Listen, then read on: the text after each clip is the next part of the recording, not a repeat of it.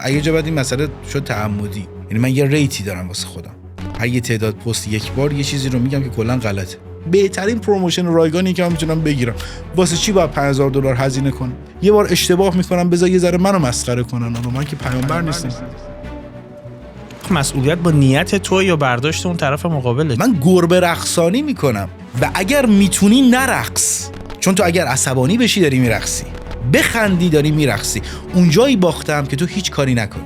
اشخاص محترمن ولی عقایدشون نه. من میتونم از بغل یه ماشین رد شم، شیشه پنجره‌مو بدم پایین بگم لاستیک سوراخه، ولی نیاز نیست من حتما بلد باشم که پنچری لاستیک تو بگیرم یا نه اصلا پیاده شم پنچری لاستیک تو بگیرم.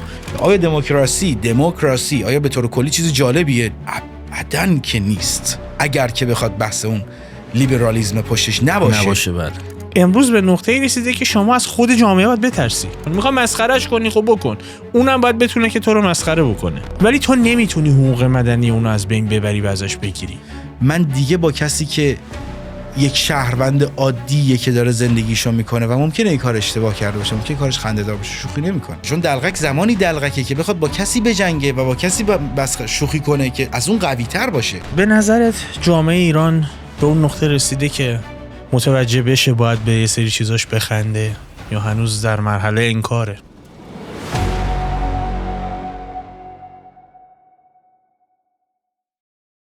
امیررضا پورسیفی عزیز، دمت گرم که دعوتمو پذیرفتی. فیوز، امیدوارم که گفتگوی جذابی داشته باشیم. سوال بسیار ازت دارم، خیلی سعی نمی‌کنم که درگیر مقدمه و تعارفات مرسوم بشم و برام جذابه که بدونم چی شد اصلا با پیش زمینه سینما و فلسفه الان مشغول کمدی انتقادی هستی.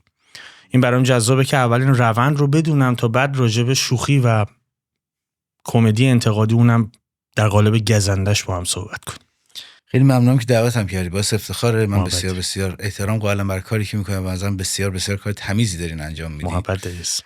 و اینکه چی شد که بله، من دیپلم سینما گرفتم، دانشگاه فلسفه خوندم و اینو قبلا هم گفتم به خودت، دوباره الان میگم و اون هم این بودش که من چیزی که دوست داشتم، احساس کردم که در متن زندگی ما ایرانی ها به طور حداقل من ایرانی ها رو میشناسم چون ایرانی ام و عمده چیزی که دیدم این بوده، به زبان فارسی بوده و انگلیسی تا حدی، به همین میگم برای ما ایرانی ها کمدی نقشی داره که توی متن زندگی ما وارد میشه. یعنی ما وقتی نگاه میکنیم از حتی پیش از انقلاب مثلا میبینیم که هنوز دایجان ناپلون برای ما مونده.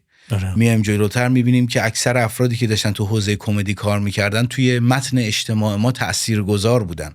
یعنی چه از مهران مدیری بگیرید تا افراد بعدی که اومدن و تا به امروز که حالا افرادی که هستن. و خب به تبع به واسطه به وجود اومدن یک مدیومی به نام اینستاگرام و به طور کلی شورت کانتنت، احساس کردم که ساختن یک آیتم 1 دقیقه‌ای با هوم میت ترین حالت ممکنی که بخوام چی میگن هپلی ترین مدل خودم رو بخوام به نمایش بگذارم و یک حال انتלקچوالی که حالا شاید اون بچه‌ای که توی سمت تئاتر شهر میرفتیم میشستیم قهوه میخوردیم و بهمن کوچیک میکشیدیم طور بخوام واکنشی نشون بدم که این واکنش به نوعی میشه گفتش که هم مضحک باشه، به نوبه خودش مضحک یعنی واقعا مسخره باشه، یعنی این که میگم از کلمه درستی دارم استفاده میکنم، و همین که بخواد شاید یک تلنگری در ذهن اون مخاطب ایجاد کنه که در کنار این که داره میخنده یه لحظه این فکر کنه که این چیزی که دوست دارم یا دارم جدیش میگیرم و واقعا چقدر پتانسیل جدی گرفته شدن میتونه که داشته باشه. چقدر بک‌گراند فلسفت روی کیفیت طنز تاثیرگذار بوده؟ به صورت فکر شده هیچی، اگر که اتفاق افتاده کاملا ناخودآگاه. یعنی من ننشستم فکر کنم که، چون این رو بارها گفتم مثلا توی برنامه‌های طولانی تری که اتفاق افتاده حالا به خصوص روی یوتیوب بارها پیش اومده که مثلا دوستانی پرسیدن که فلان چیز رو میگی، بسان چیز رو میگی، و این رو گفتم که من به طور کل با این که ما بخوایم بیایم در قالب شورت کانتنت صحبتی بکنیم که یک چیز آموزشی جدی رو بخوایم به مخاطب در واقع راجع بهش صحبت کنیم، مثلا فلسفه در 1 دقیقه، نیچه رو در 2 دقیقه نمیتونید که بشناسید، میدونی؟ یعنی این که حتی اینکه بخوام بیام برنامه طولانی تر بسازم در 20 دقیقه بیاید راجع به مثلا نمیدونم صحبت مثلا مردن خدا از دیدگاه نیچه بخوایم بیام نگاه کنیم، مثال دارم میزنم این فقط صرفا چون چیزی که من میدونم که داریم راجع به چی صحبت میکنم، بازم نمیشه. چون ما باید بیایم اول نگاه کنیم که مثلا از نگاه تئولوژی مسیحی اصلا خدا کیه و مردن یا زنده بودن این خدای زنده و خدای مرده به کی میگن. و خب این در 20 دقیقه نیم ساعت یک ربع که قرار نیستش ما راجع به این صحبت کنیم، درسته؟ بس من همیشه مقاومت کردم در برابر اینکه بخوایم مفاهیم جدی رو در قالب MP3 ارائه کنیم و بخوایم بیایم اینجوری برخورد کنیم که آره در یک فلسفه به زبان ساده. فلسفه میتونه خیلی ساده باشه ولی نه اینکه مثلا تو 20 دقیقه یا 15 دقیقه یا حتی پادکست 1 ساعته شاید بتونیم راجع به یک مفهومی یا حول محور یک مفهومی صحبت بکنیم، ولی در نهایت کسی که میخواد واقعا چیزی رو بیاموزه نیاز داره که فاندامنتال تر برخورد کنه، نیاز داره بره از پایه شروع کنه و قدم به قدم بیاد جلو. به همین واسطه من هیچ وقت این قصد رو نداشتم و حداقل تا الان ندارم که بخوام بیام و مفهوم جدی آکادمیک رو در قالب سوشال مدیا به خصوص شورت کانتنت به آدینسی منتقل کنم، چون معتقدم این کار من خیانت به اون آدینس. حتی این که بخوام بشینم مناظره مثلا نمیدونم با یک کسی که حالا باورمند به یه سیستمیه رو بخوام بشینم و مثلا خیلی جدی بشینم نقدش کنم، چون واقعیت اینه که آره شاید خیلی راحت بشه چیزی رو نقض کرد یا به سخره گرفت، ولی استدلال زمان بره. آره ولی اینکه بخوایم واقعا آره مثلا اسکپتیکی میشه خیلی برخورد کرد که آره نه فلان چیز اسکپتیکی، منظورم این آقا اسکپتیک نیست، هم خوب که نیست. آره بخوایم به چالش بکشیم یک چیزی رو، این کار رو میشه کرد که بخوایم تشکیک بندازیم در ذهن مخاطب. منتهای مراتب مادامی که بخوایم واقعا تعمق بورزیم در مورد چیزی، نیاز داریم که فاندامنتال ها رو بشناسیم و بعد از اینکه الفبای مشترکی رو یاد گرفتیم شروع کنیم با اون الفبا اول کلمه سازی کنیم، بعد جمله بندی کنیم، بعد کتاب بنویسیم.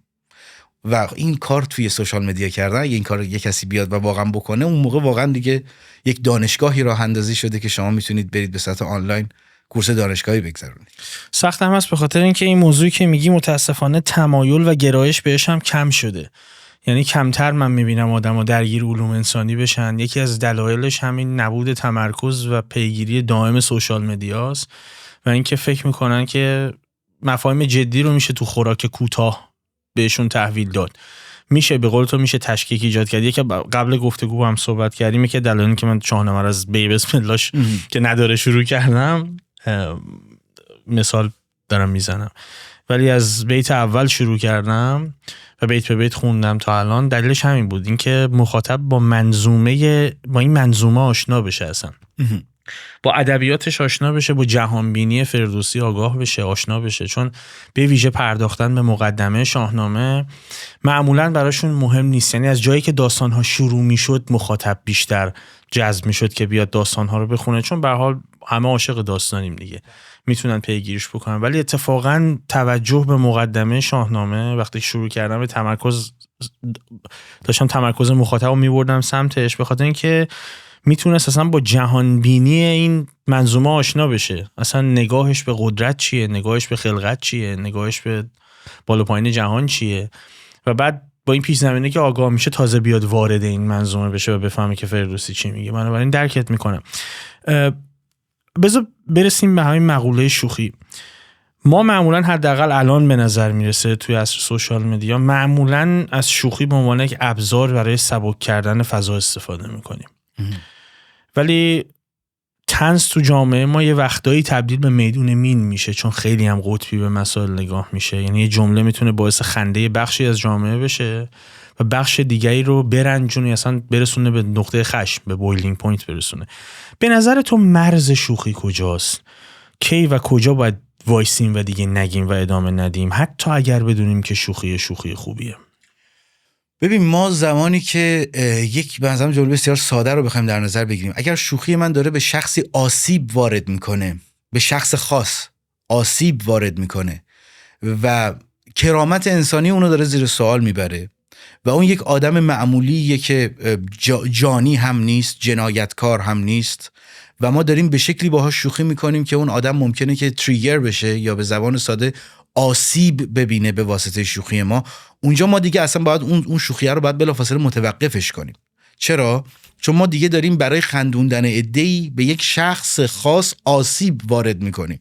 حالا این آسیب ممکنه به واسطه این باشه که ما بخوایم بیایم به ظاهرش مثلا بپردازیم که خب این اصلا کار انسانی به نظر حداقل من نیست، که اصلا کار متمدنانه ای نیست که ما بخوایم ظاهر کسی رو به سخره بگیریم یا نمیدونم معلولیتش رو به سخره بگیریم یا اصلا نه یک مبحث فکریش رو به شکلی باش برخورد کنیم که بخوایم بیایم وصلش کنیم. نمیدونم این مثلا در کودکی به خاطر اینکه فلان بک‌گراند خانوادگی را داشته و فلان آسیب ها را دیده امروز خروجیش شده از این. خیلی ها این کارو میکنن، من بارها دیدم که در قالب طنزه و داره به زعم خودش شوخی میکنه، ولی اگر 1% این شوخیه و این فرض خنده‌داری که داره مطرح میکنه به واقعیت اون آدم نزدیک باشه، اون آدم به لحاظ ذهنی و به لحاظ روانی آسیب خواهد دید. و به شخصه سعی میکنم که نه محتوایی که آسیب زننده خواهد بود برای یک شخص به خصوص رو بسازم و نه سعی میکنم که چنین محتوایی رو ببینم و مخاطبش قرار بگیرم، یعنی بلافاصله میذارم not interested و میام بیرون. در غیر این صورت این که حالا نمیدونم بخواد با هر چیزی شوخی بشه و دیگه حالا یک نفر بخواد به قول تو اون بویلینگ پوینتش باشه بگه که من دارم به جوش اون دیگه یه ذره باید سطح جنبه خودش رو دستکاری کنه. خب یعنی مرزش رو یک مرز اخلاقی داری میبینی. فقط از اینکه بیایم بیرون یه چالش فلسفی ایجاد میشه که اون وقت مسئولیت با نیت تو یا برداشت اون طرف مقابله، چون به هر حال راجع به هر چی که شوخی بکنی ممکنه ببین تو راجع به چه میدونم به عنوان مثال دارم میگم شاید به زعم تو آسیب به فردی به نظر نیاد، خب ولی فرض بکن ما میشینیم راجع به مقدسات یه عده‌ای شوخی میکنیم. البته با این پیش فرض که احتمالاً با هم عقیده ایم که عقاید همه محترم نیست. بله. اشخاص محترمن ولی عقایدشون نه. بله. بنابراین خوشحالم که با هم عقیده ایم در این زمینه. ولی همین شوخی با منظومه فکری اون آدم ممکن اون آدم رو به اون نقطه برسونه که احساس بکنه داره آسیب میبینه. توی همچین موقعیتی آیا مسئولیت با نیت اونیه که داره شوخی میکنه یا با میزان تأثیرش بر فردیه که این شوخی داره او رو هدف میگیره؟ ببین یک گروهی میاد میشینه در پارک، زبونشو میاره بیرون، له له میزنه و میگه که من دارم مثلا یوگا میکنم. اوکی، داری این کارو میکنی. اینکه این شبیه به چیه رو من بیام به روت بیارم و تو از این بابت ناراحت میشی، در مورد کاری که میکنی تجدید نظر کن. متوجهی؟ من دارم راجع به کل گروهتون که با هم دیگه له له میزنید دو تا گروهی صحبت میکنم. اینکه این چه عقبه فکری داره، اینکه آقا مثلا ببین ما تو هند این اصلا علمی بود، حالا علمش که ساینتیفیک متد طبیعتا مد نظر نیست، اینکه ولی نه در اونجا مثلا نمیدونم اونجا راهبانش فلان کار رو میکرده اینا روشن. اوکی این مسئله. یا مثلا من با اوشوی مثلا شوخی کنم که یارو مرده و مریدانش ناراحت میشن، حالا من اسمی رو آوردم که اصلا هیچ مسئله‌ای هم نباشه، مریدانش ناراحت میشن، اب نداره این آب خنکه، آب خنک بخورن که ناراحتیشون برطرف بشه. زمانی این مسئله که دارم میگم مصداق داره که ما بگیم که مثلا خانوم فلانی داره در مورد فلان چیز صحبت میکنه، اون موضوع بحثشو کاملا در نظر نگیریم، کاری که داره میکنه رو هم در نظر نگیریم، بیایم گیر بدیم به مدل چونش، بعد بگیم ببین این مدل چونه واسه اینه که مثلا این آدم از بک‌گراند اینجوری داره میاد، تو این بک‌گراند تو خونه اینو اذیت میکردن، این الان به واسطه اینجا دیگه من دارم راجع به کار اون آدم یا صحبت اون آدم یا عقیده یا حتی افکار اون آدم صحبت نمی کنم. متوجه؟ یعنی بحث اینجاست که بایستی که به نظر من بایستی چهارچوب نقد و چهارچوب اینکه در مورد چه چیزهایی می توانیم اظهار نظر کنیم رو بشناسیم و بعد بیایم در این راستا وارد بحث شوخی کردن بشیم. اینکه مقدسات یک نفر ناراحتش میکنه که من در مورد اون شخص مقدسش صحبت میکنم، اون مشکل خودشه. زمانی که اومدم وارد زندگی خودش شدم، اون میتونه بیاد به من اشاره یه چیز بکنه که آقا تو داری کار غیر اخلاقی میکنی. همون جوری که ما وقتی که میایم کلمات فوبیایی که در مورد همه چیز هست، من اگر بیام یک امر کلی رو مطرح کنم در مورد یک دین به خصوص، دارم راجع به دین صحبت میکنم، نه راجع به شخص ها. ولی وقتی میام راجع به شخص پیرو آن دین صحبت میکنم، به فرض راجع به کلیت مسیحیت زمانی که دارم صحبت میکنم، من دارم راجع به مسیحیت صحبت میکنم، ولی وقتی دارم میگم آقا مثلا به فرض مثلا سنت نیکولاس، اون موقع من دارم راجع به شخص صحبت میکنم، بازم اون شخص مرده، درسته؟ میگم عباس آقایی که سنت نیکولاس رو خیلی دوست داره، اوکی، اونجا میتونه بگه آقا این داره به من اهانت میکنه، من میتونم هر کاری میخوام با سن نیکولاسه بکنم، با مسیحیت هم بکنم. عباس آقا رو افکارشو به چالش بکشم، نه خود بدبختشو. نه خود عباس آقا رو ها. برای من اگه بخوام جدا بکنم حرف تو از هم، اینه که تو با منظومه فکری یک نفر شوخی میکنی، با عمل یک نفر شوخی میکنی، با تأثیری که میتونه در دیگران یا در جامعه داشته باشه شوخی میکنی، اصلا با طرز فکرش شوخی میکنی، ولی هدف خود شخص نیست منظورته. مطلقاً. برای همین هم هستش که بسیاری از افرادی که من بعضن حالا قبلا که بعضی وقتا میمدم سراغشون و حالا به عبارتی به زعم خودشون بهشون گیر میدادم، گفتن داداش مشکلت با ما چیه؟ تو کی هستی؟ من فلانی هم فلانی. ببین برو رزومه‌مو ببین. اصلا برای من رزومه تو مطرح نیست. من دارم راجع به خروجی تو صحبت میکنم. شما ممکنه خیلی انسان محترم و شریفی باشی و من برات احترام قائلم برای شخص شما، هر کسی که هستی، ولی اون کاری که در اون نقطه به خصوص انجام دادی اگر کار مسخره‌ایه، من تو رو کلمه به لجن میکشم. کلمه زشتیه؟ تو رو به لجن میکشم عزیز. اون کارت رو و اون تفکرت رو و چقدر قشنگ که میتونه اینقدر پتانسیل داشته باشه، چون به واسطه این افرادی که میشنوند و میبینند میفهمند که اگر یک روزی در تیم تو یا همقدم با تو داشتن پیش میومدن، یا دارن اسکم میشن، دارن مورد کلاهبرداری تو قرار میگیرن، و یا دارن کاری رو میکنن که حداقل میخوام بگم که با عقل سلیم سراغ این کار نخواهند رفت. یعنی یه مقدار در مورد عملکرد خودشون بیشتر دقت میکنن و بیشتر فکر میکنند.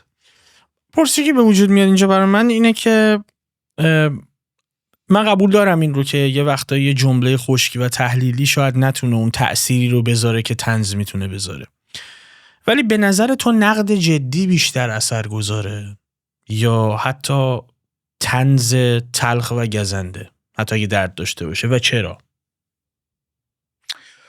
یعنی چرا این طنز رو انتخاب میکنی به جای نقد جدی؟ چرا کمدیت یعنی چرا میری سمت کمدی تلخ به جای نقد؟ سوادش رو ندارم. من اگرم بخوام بیام راجع به مسائل آکادمیکی که با هم دیگه صحبت کردیم بخوام بیام توضیح جدی بدم، یک یا دو شاخه رو میتونم بردارم. مثلا همون موضوع فلسفه‌ای که شما مطرح کردی، من راجع به چه شاخه‌ای از فلسفه میخوام بیام توضیح جدی بدم؟ مثال دارم میزنم. راجع مثلا فلسفه علوم سیاسی، فلسفه اقتصاد، فلسفه چی، تاریخ فلسفه، متوجهی؟ یعنی هر کدوم اینها استاد فرق میکنه و بعد هر کدوم دوره برانچ میشه.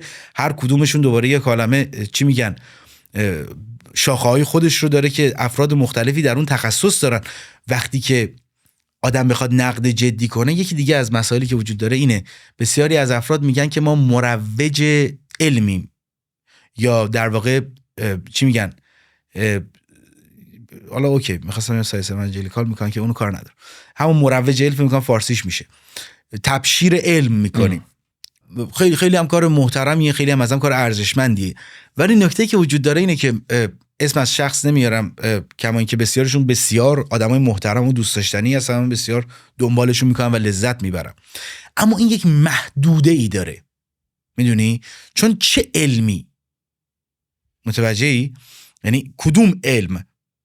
و من نوعی که در تمام حوزوات علمی صاحب نظر نیستم، شاید یک الفبایی را بشناسم و بدونم که آقا صحبتی که ایشون داره میکنه با هیچ متدی قابل ارزیابی علمی نیست، ولی اگر این رو بدونم فقط میتونم چیکار کنم؟ میتونم نقض کنم و به سخره بگیرم، یا برم در موردش تحقیق کنم و بیام ارائه‌ای داشته باشم.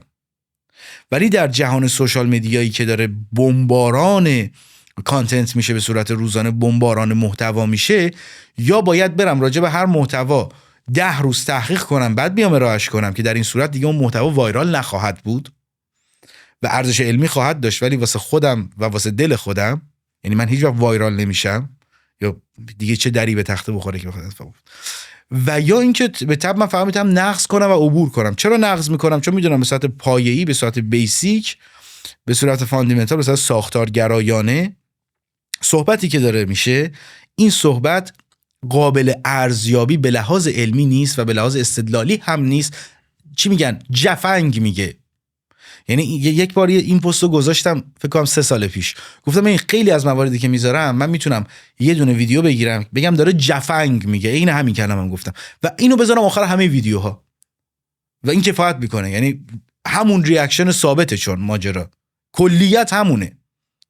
ولی واسه چی من دوباره برای هر کدوم صحبت خودش رو تکرار میکنم و باهاش شوخی میکنم؟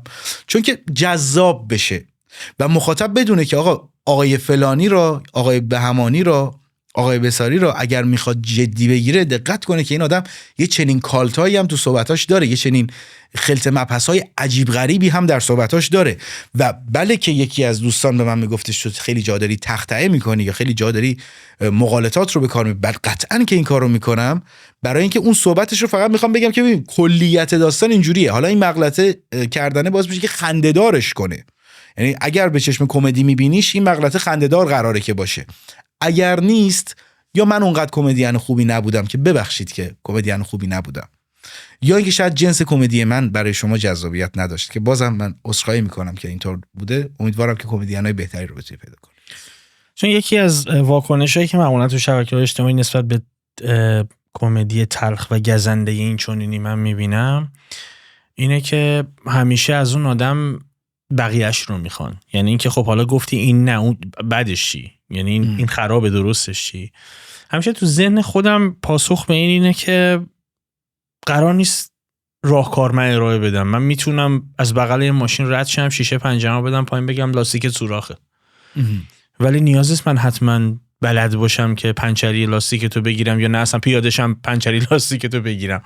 بنابراین یه نگاهی که به نقد میشه، یه نگاه غلطی که به نقد هست و به منتقد هست توی به ویژه توی جامعه خودمون، حداقل در گذشته بود، الان یه مقداری شرایط بهتر شده به نظر میاد، چون یه بخشی از کانتنت ما هم همین جوری بوده، یعنی نقد درش بوده، نقد درش موثر بوده. اینه که دائما همه پی اینن که شما راهکار هم بدی، یعنی با نقد به ماهو و نقد خیلی آشنا نیستن که اون فرد نقاد وظیفش اینه که نقد کنه، به تو بگه این ایراد اینجا هست، نه اینکه حتما خودش راه چاره هم براش داشته باشه. بنابراین از بیرون که نگاه میکنم اون کمدی تلخی این کارو میتونه بکنه به نظرم. یه پرسش دیگه هم که ازت دارم اینه که پیش از این ببخشید یکی از مؤثرترین راه‌هایی که بخوای به افراد یک مفهومی رو برسونی اینه که کاری بکنی که براشون برخورنده باشه و به این واسطه یا خنده هیستریک بگیری ازشون و یا اونها رو دقیقاً عصبی کنی. میدونی نقد خیلی جاها چون مستدله و چون داره سعی میکنه که منطقی برخورد کنه، طرف در نهایت میگه باشه پس من با تو مخالفم. ولی وقتی یه کاری میکنی که طرف میبینه چه کاریکاتوری شدم، میزنی در میری ها گوش میکنی، اونجاست که طرف میگه اوه این داره منو از گرانیگاه اذیتم میکنه، یا باید از این قوی تر بزنم که اصولا نمیشه، که یعنی نمیشه واقعا. یعنی سعی میکنم اونقدر هنرهای دراماتیک بشناسم و اونقدری در واقع زبان فارسی رو بشناسم که وقتی که میام سراغ این که بخوام به تمسخر بکشم از اون طرفم هیچی برای از دست دادن نداشته باشم. یعنی این خیلی مهمه که در نهایت امر آنچه که اون میخواهد به من بگوید رو من از پیش به خودم چسباندم. این شو به تنت مالی میفهمم. آره. متوجهم. یعنی اینکه طرف بخواد بگه تو خودت چی، من هیچ کیم. میدونی من گربه رقصانی میکنم و اگر میتونی نرقص، چون تو اگر عصبانی بشی داری میرقصی، بخندی داری میرقصی. اونجایی باختم که تو هیچ کاری نکنی. چقدر فکر میکنی موثره آخه؟ ببین بسیار موثره، در این اندازه موثره که افرادی بودند که در جاهای اومدن صحبت‌هایی کردند که بسیار هم با اعتماد به نفس و کانفیدنت نشستن، یه سری بیانیه در واقع میشه گفتش که ارائه دادن و مجبور شدند به این که بخوان بیان بگن که ببین راست میگن. حالا خیلی نمیگن فلانی راست میگه، ولی راست میگن. خب حرف من اینجا اینه که هدف اون کمدیت تغییر رویه اون آدم است، هزینه ایجاد کردن برای عمل کرده اون آدم است. چیه؟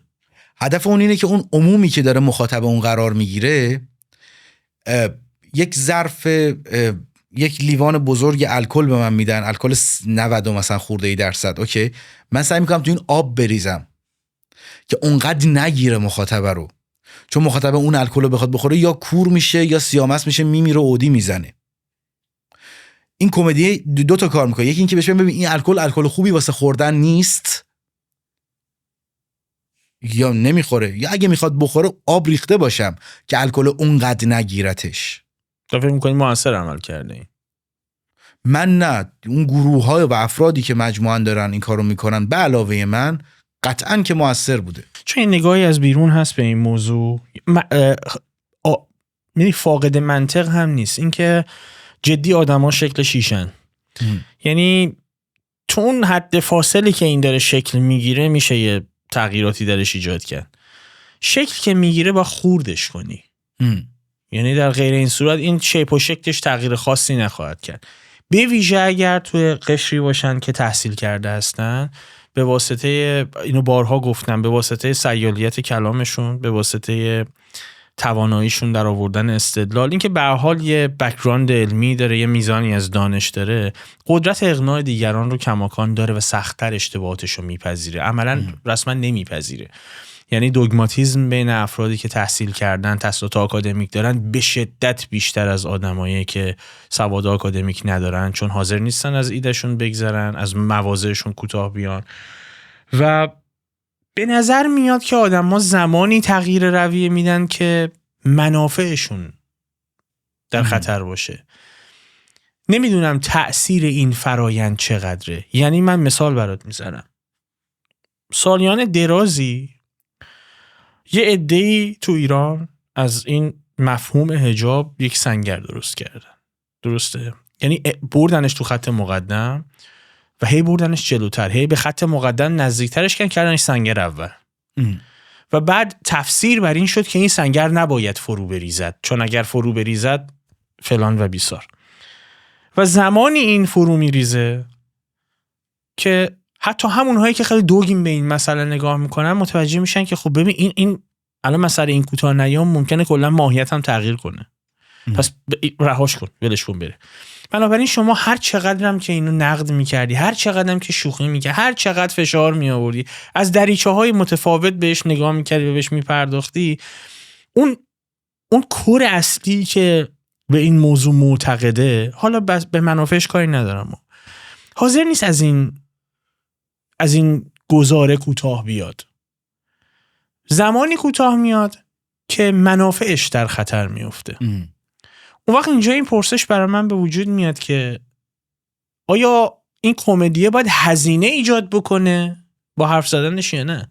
یعنی هزینه رو دست اون معتقد به اون نگاه بذاره یا نه که باعث بشه که رفتارش رو تغییر بده؟ اولا که مطلقاً بایدی در این خصوص وجود نداره، چون کیس به کیس متفاوته. بذار این مثالی برات بزنم.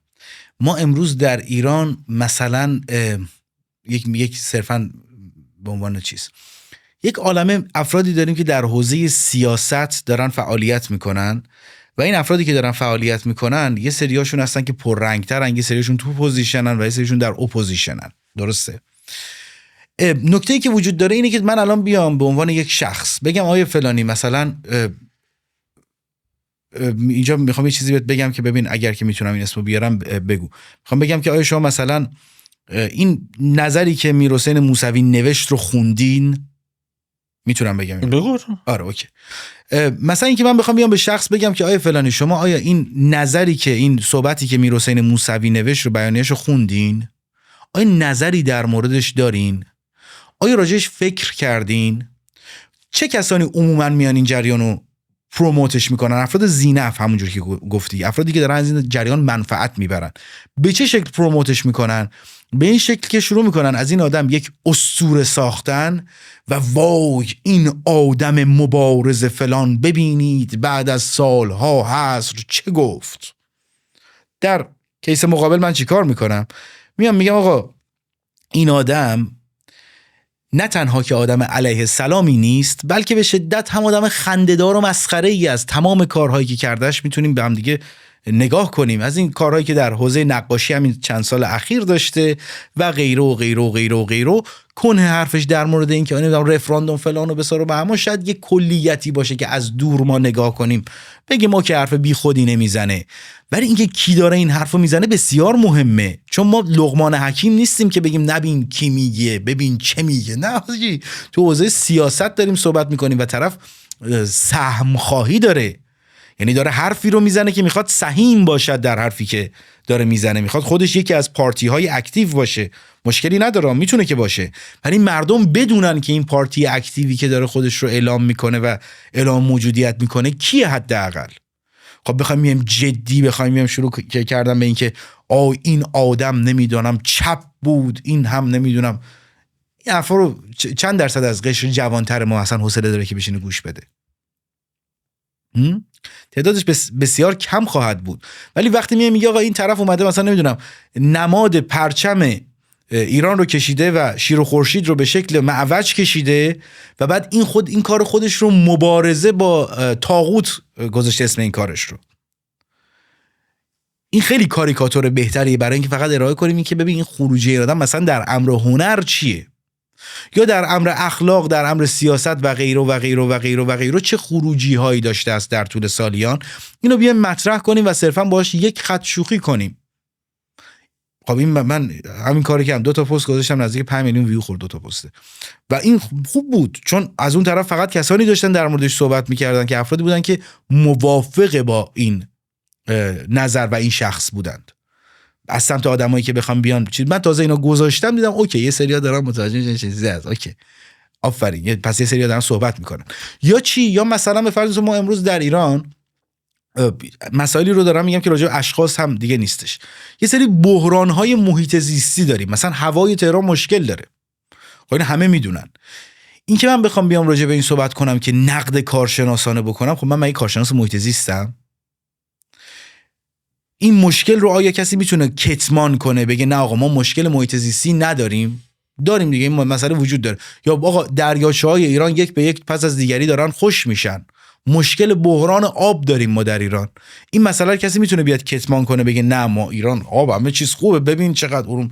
خب برای این که بخواد راجع به این مسائل صحبت بشه و دغدغه آدم‌هایی که شاید دور از این چی میگن دایره هستند به این سمت سوق داده بشن، این که فقط فکر کنن ببین یه چنین مشکلی هم وجود داره ها.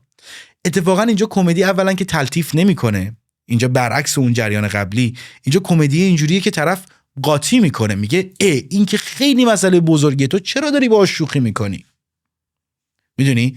یعنی یه چنین وجهی همین مسئله در خودش خواهد داشت. در پاسخ به چه سوالی این رو گفتم؟ در پاسخ به این سوال که میگه افراد ذهنیتشون شکل گرفته، من میگم اوکی با همون ساختار ذهنی خودشون، اینکه این ساختار ذهنی امروز داره به چی فکر میکنه مسئله است. اینکه حداقل برای 1 ساعت، برای 1 دقیقه، برای 30 ثانیه اون 100,000 نفر، اون 1,000,000 نفر، اون 50,000 نفر، اون 10 نفر به این فکر کنند که آقا واقعا خاک ایران امروز تشنه است، این میتونه یک کار مفیدی باشه. بعدش بیان به من بگن تو نمیدونم هر چی هستی، هیچ مشکلی نداره.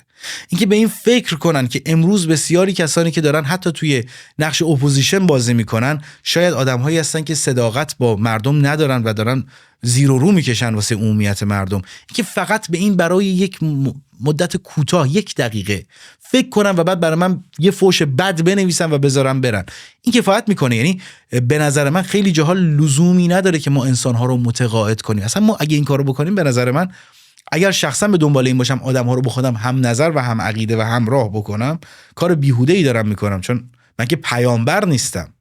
ولی اینکه بخوام یه مشکلی رو که دارم در همه جا میبینم که وجود داره و احساس میکنم داره در حق این مشکل کم لطفی میشه و بهش کمتر داره اشاره میشه، اینکه بگم آقایون نگاه کنید 1 دقیقه بیایید با هم دیگه بهش فکر کنیم. خب این برای بعضی از مسائل شاید، ولی به عنوان مثالی که زدی به نظرم یه کمی درگیر ریداکشنیزم میشه، یکم تقلیل گرایانه است. مثل این مونه که من به عنوان مثال به این نتیجه برسم که از اثر هنری هیتلر به این نتیجه برسم که حتما میتونه فرایند خوبی رو طی بکنه در سیاست. آره حتما که میتونم یکشو مسخره بکنم، ولی حتما منجر به این نمیشه که من به تمام وجوه این آدم پرداخته باشم و برای ممکنه هدف تو اون لحظه از این شوخیه این باشه که به مخاطبت بگی فلانی که فلان بیانیه رو نوشته به واسطه عمل کردش در فلان جا من تو 60 ثانیه بیشتر از این نمیتونم بگم، بنابراین به این نتیجه برس که ممکنه فلانم مطلقاً میگم یکم تقلیل گرایانه است. میخوام بفهمم چون که من مساویه با نداره. من میگم فلانی که فلان نقاشی را کشیده است فلان چیز را گفته است و بعد ول میکنه. همین چی کار میکنه؟ میگم برو نقاشی شخص مورد نظرت رو، میگم فلانی نقاشی میکشیده، میدونستید اتفاقا مثلا نقاشی فلان فلان فلان فلان فلان فلان، دو تا شوخی هم باش میکنم که آره اتفاقا فلانی هم تو دانشگاه راش ندادن و اینجور اتفاقات افتاد و فلان اینا. خب بعد من دنبال این نیستم که طرف از حرف من به نتیجه برسه، هدفم اینه که بره برداره بره ببینه که اون کی بود، چی گفت، برنامه چیه. 100 نفر میبینن، 70 نفر ایگنور میکنن، 30 نفر میدونن، اون 30 نفر باقی مونده 15 نفرشون میدونن، 5 نفرشون میرن تحقیق میکنن. اونایی که رفتن سراغ ریسرچ کردن دقیقاً اون کاری که من میخواستم رو کردن.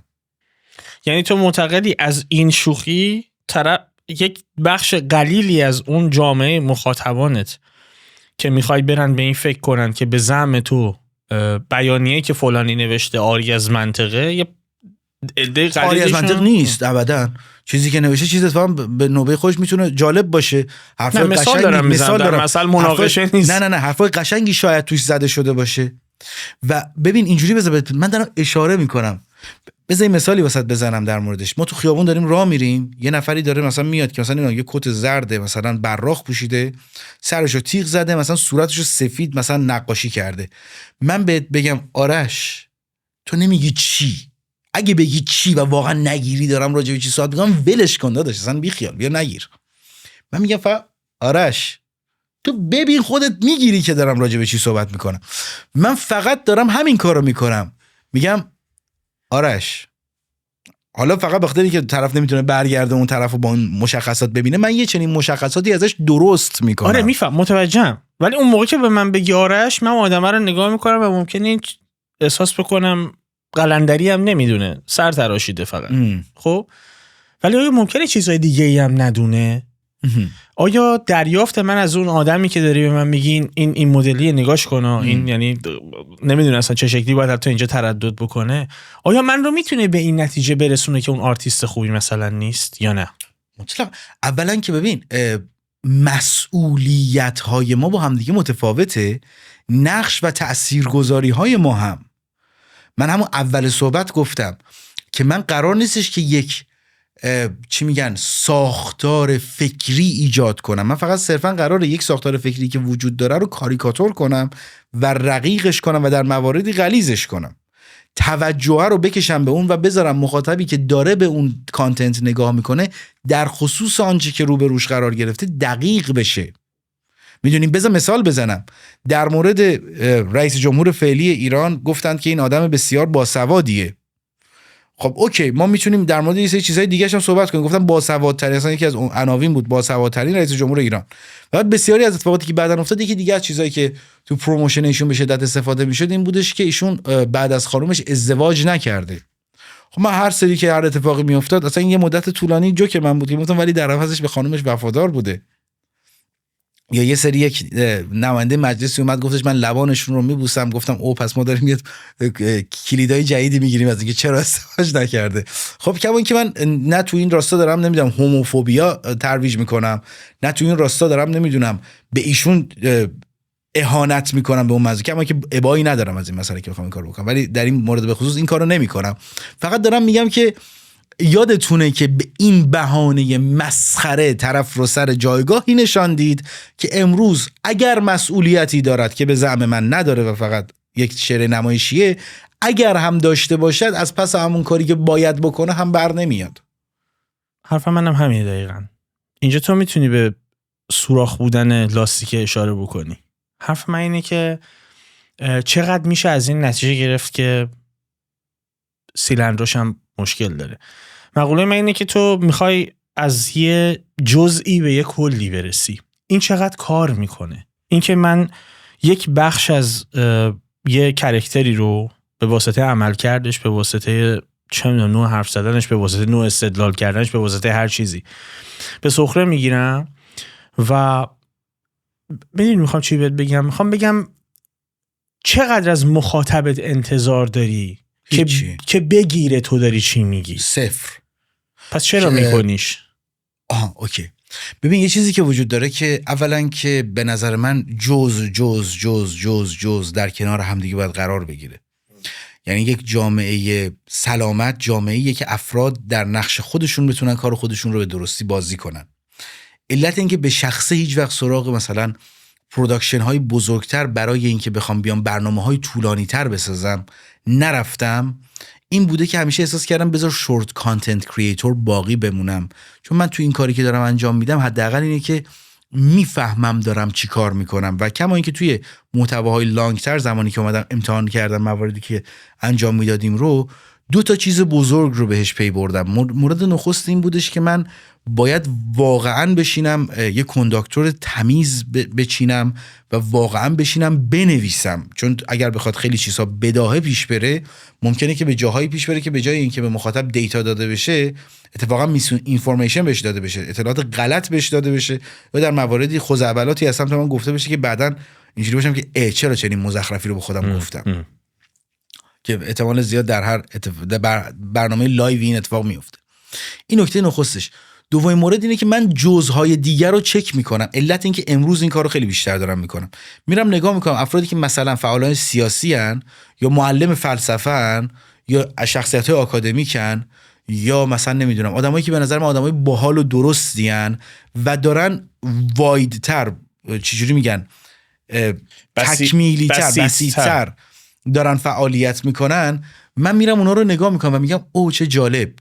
بارها برام پیش اومده میبینم که داره در خصوص یک ترم اصلا آکادمیک صحبت میشه و میام میبینم که اوکی الان مثلا من این ترم آکادمیک رو اگر بخوام یک چیزی بکنم که بعدن مخاطبه که با اون عنوان آشنا بشه خوشش بیاد بره اون کلیک کنه چی میتونه باشه، میبینم اوکی مثلا من میتونم با این شوخی کنم که مخاطب من حداقل اون جریان آکادمیک براش یه مقدار پروموت شده باشه.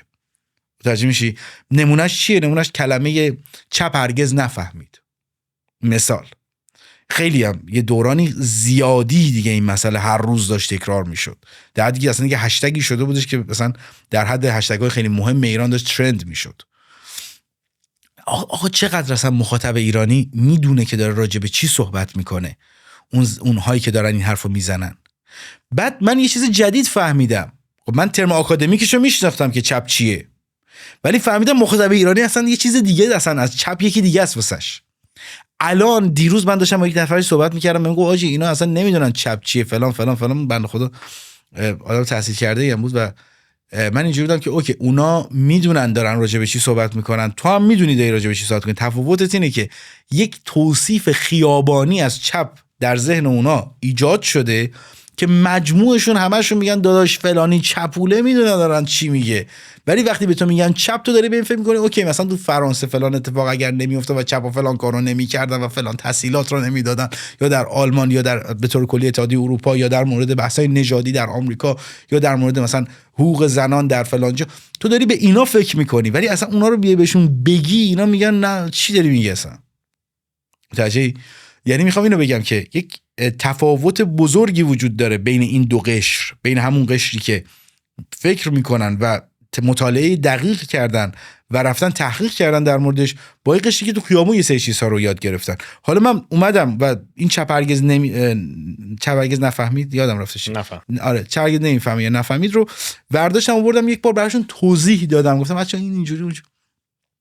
وقتی به کامنت ها نگاه کردم در واکنش به این توضیح من به این نتیجه رسیدم که اوکی من چقدر دارم کار غلطی میکنم، بیا چیزی رو درست نکنم، همون که دارم چیزایی که به نظرم خرابه رو رقیق میکنم یا خرابترش میکنم، همون قدری که آدم در تخریب آدم خوبیم ظاهرا در تصحیح آدم خوبی نمیتونم باشم، بذار من تصحیحگر نباشم، بذار اون آدمایی که تو تصحیح خوبن و اون آدمایی که در تبشیر خوبن در تدریس خوبن کارشون رو به درستی انجام بدن. شما خودت گیفت تدریس داری، خود شخص شما رو دارم میگم و من گفتم با برنامه‌ت رو دیدم در مواردی که صحبت میکنی، نه بحث محبت من نیست، گیفتش رو داری، اون چی میگن عطیه‌اش رو، اون تواناییش رو داری. و وقتی میای اون موضوعی رو توضیحش میدی، آدم هم میآموزه، هم لذت میبره، هم کنجکاو میشه که بخواد بیشتر در موردش بدونه. درسته؟ کاری که اون خانم اسمش هم نمیدونم کردش که اومد گفتش موسوی، که زینب موسوی کردش که اومد گفت فلان فلان فلان فلان، در آن واحد که خب یه کاری بودش که داشتش یک چیزی رو تخریب میکرد که به زعم من در شرایط بخصوص کنونی ایران جمهوری اسلامی نباید این اتفاق میافتاد به زعم من، چون که این داشتش یه چیزی میشدش که چجوری میگن دقیقاً از پهلو داشت میزد به یک فرهنگی که هیچ پناهی ندارد امروز. یعنی کار جوان مردانه ای حداقل به زعم من نبود در اون سمت، ولی شاید مخاطب بیاد سرچ کنه شاهنامه به این برخورد کنه که بخواد بر کلی چیزها بیاموزه از مثلا شخص آرش، میدونی؟ یعنی مخاطب رو در آن واحد که کار شاید مفید به ظاهر نبود بسیار هم مفید بود. چقدر بعدش شروع شد به این که بخوان شاهنامه درس بدن، شاهنامه توضیح بدن، شاهنامه بخوانند، اینجوری باشن که آقا این شاهنامه رو چقدر دیدی، چقدر خوندی، چقدر میدونی اصلا ساختمان عروضیش چیه، چقدر میدونی که این کتاب در چه شرایطی نوشته شده، شاعر رو چقدر میشناسی، چقدر میدونی که مثلا به فرض مثال اگر پیج فلان میاد میگه نه این شاعر در مدح علی هم گفته، چقدر میدونی که این اصلا شعر منسوب بهش جعل یا واقعیت داره، میدونی چقدر در این مورد میدونی که چطور میشه یک شاعر رو و آثارش رو صحه شناسی کرد و دونست که آیا واقعا این شعر و این اثر متعلق به اونه یا نه. خب این ترم های تخصصی تر رو چرا بسیاری از عموم مردم رفتن سراغش؟ یه نفر اومد گفتش که آره این نمیدونم راجع به فلان سیاه فلان داره صحبت میکنه، اما مخاطب برش با وجود فقط چون بهش برخورد رفتش همه شدن چی میگن فردوسی شناس. یعنی مفید میدونی کارشو در نوعی که داشت میگم، گفتم ناجوان مردانه بود در شرایط فعلی فلان فلان فلان فلان، ولی خب آیا عده زیادی سوق پیدا نکردن؟ آیا میتونستی خاموشش میکردی؟ ابدا، مطلقاً مسخرش میکردم، برخورد چیز باش ولی اینکه من بخوام اجازه کلام کسی رو ازش بگیرم مطلقاً چیزی نیستش که مورد پسندم باشه. با برخوردی که باهاش برخورد قضایی و پرونده‌ای که براش تشکیل شد موافقی؟ قطعاً نه، قطعاً نه. اگر ما بخوایم به این شکل برخورد کنیم که آدم‌ها رو بگیم دقت کن چی داری میگی، گوشتو میکشم، بچه خوبی باشا، نکنه به ارزشای فرقی نکنه مذهبی من ملی من توهین کنی، باید برخورد میکنم. کما اینکه خودم رو به شخص انسانی میدونم که قبل برنامه من بهت گفتم برای من بحث ایران بحث مهمیه، ولی نه به این منظور که برای ایران بخوام بیام بقیه انسان‌ها رو خفه کنم. اون هم ایرانیه و فارسی داره صحبت میکنه و حالا هر زبان دیگری هم ممکنه صحبت کنه، مسئله با این بحثش ندارم.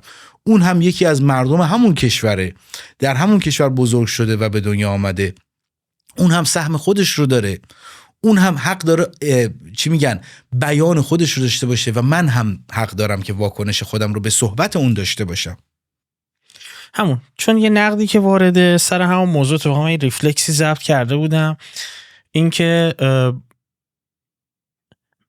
من قبول دارم این که شوخی که کرد بابت این که به ویژه الان به واسطه اتفاقات متعددی که تو این چند دهه افتاده یه مقدار گرایش به برخی مسائل بیشتر شده. تو گرایش اصلا اساسا ملی گرایی و نمادها و سمبولهاش خب بیشتر شده دیگه به واسطه اتفاقاتی که افتاده و بر اثر این موج وقتی که یک حجمه‌ای وارد شده به بزرگترین سمبولش، خب جامعه یه لحظه واکنش نشون میده و این واکنش ها تا یه جای افراطی میشه که من تو کامنت ها تو شبکه‌های اجتماعی میخوندم راجع به این صحبت هم کردم، خیلی عصبانی شدم بابت این موضوع که برخی از اینکه براش پرونده قضایی به وجود اومده اظهار خوشحالی میکردن که تو با سمبل ما و اونجا بحث این تقدس زدایی مطرح شد که خب شما با این متنم که الان پشت سر منه، با شاهنامه فردوسی هم اگه همون کاری رو بکنی که با متون مذهبی کردی و اینقدر این ساختمون رو بزرگ کنی، هر کس از هر جا هر تیری رها بکنه بهش خواهد خورد. بنابراین این کار غلطیه. ولی از سمتی موضوعاتی که بیان کردی، مثلا همین موضوع چپ، دریافت عموم جامعه از چپ سیاسی، البته خب ما تمایلات چپ از منظر روانشناختی و جدا بکنیم از سیاسی.